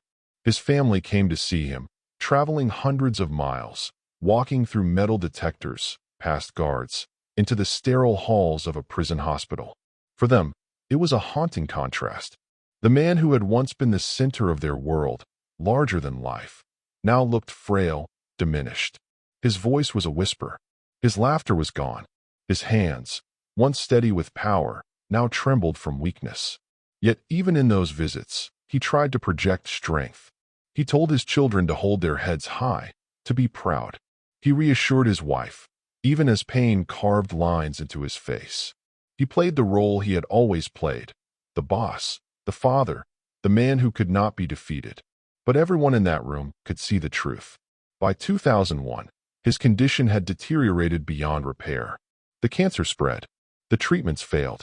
He was kept under heavy medication, drifting in and out of awareness. Some days he barely responded. Others, he showed flashes of his old defiance. Eyes sharp, a faint smirk on cracked lips. But the intervals grew shorter. The disease had taken its toll. And then came June 10, 2002. John Gotti, aged 61, died in the prison hospital at Springfield. There were no crowds cheering, no cameras flashing, no reporters waiting for a smirk outside a courtroom. There was only silence. The man who had once ruled the streets of New York, who had strutted through Little Italy as a king, who had mocked the law and charmed the public, now lay still in a hospital bed, his empire gone, his power erased. News of his death spread quickly. The headlines blared it, the same way they had once announced his acquittals, his trials, his rise to power. The myth of the Teflon Don was over, and the world knew it. In New York, reactions were mixed. Some mourned him. Old-timers in neighborhoods where he had once been a protector spoke of him with respect, remembering favors done, debts forgiven, protection offered. Others spat at his name, remembering the violence, the extortion, the fear he spread. For many, his death was simply the closing of a chapter, the end of an era when the Mafia still walked openly through the city. For the FBI, it was closure. Their greatest adversary was gone. The man who had humiliated them with 3 acquittals, who had mocked their surveillance vans, who had turned trials into theater, had died not in a blaze of defiance, but in a hospital cell. For his family, it was heartbreak. A husband, a father, reduced to whispers and frailty. They had seen the legend. They had seen the man. And they had watched as the man faded into something less than either. And for the Mafia, it was a warning. No matter how high you rise, no matter how strong the myth, no matter how much money or fear or loyalty you command, time and disease are enemies you cannot outwit. The funeral drew attention, of course. Even in death, Gotti couldn't escape the cameras. Crowds gathered, some to pay respects, others simply to witness the end of a story that had dominated headlines for over a decade. There were whispers of loyalty, gestures of defiance, but also the unmistakable sense that the era of John Gotti was gone. His grave, in a Queens cemetery, became a quiet marker for a man who had once commanded the streets. Visitors came, some in reverence, some in curiosity, some in disgust. Flowers were laid. Stories were told.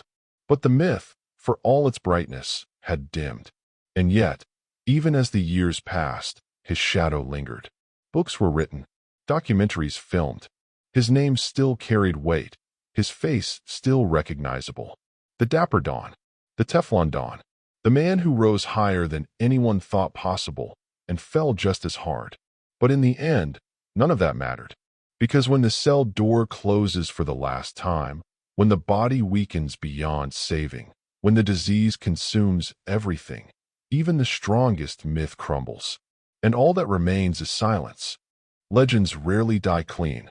John Gotti's story didn't end with the clang of a prison door, or even with the final breath in a hospital cell.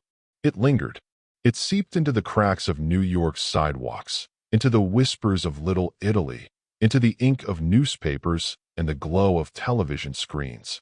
For decades after his death, people still spoke his name, some with reverence, some with disgust, many with a strange mix of both. Because John Gotti was not just another Mafia boss. He was the last of his kind. The Mafia had always thrived in shadows. Carlo Gambino, Vito Genovese, even Lucky Luciano, they had ruled quietly, hiding behind the curtain, letting fear and whispers do the work. But Gotti stepped through the curtain and onto the stage. He embraced the spotlight in a way no one before him dared. He strutted for cameras, smirked for reporters, waved at FBI surveillance vans as if they were paparazzi. He turned crime into theater. And for a while, it worked. He became the Dapper Don, the Teflon Don. The boss who dressed better than movie stars, who laughed in the face of the law, who walked out of courtrooms free while prosecutors fumed. To the public, he was larger than life. Housewives clipped his pictures from tabloids. Kids whispered his name in schoolyards. For a time, he looked untouchable. But myths are fragile things. Beneath the suits and the smirk was a man who ruled with fear. Envelopes stuffed with cash flowed into his pockets. Yes, but they were built on extortion, intimidation, and blood. Businesses paid because the alternative was broken glass, broken bones, sometimes worse. Rivals disappeared. Soldiers who faltered were punished. Gotti's charisma made headlines, but his ruthlessness kept the empire standing. And then there was the arrogance. His need to be seen, to be admired, to be recognized, was the same need that painted a target on his back. The FBI had pursued mob bosses for decades, but Gotti made it personal. Every smirk, every headline, every wave to the cameras was a dare. And when the fall came, it was inevitable. The betrayal of Sammy Gravano shattered the code of silence.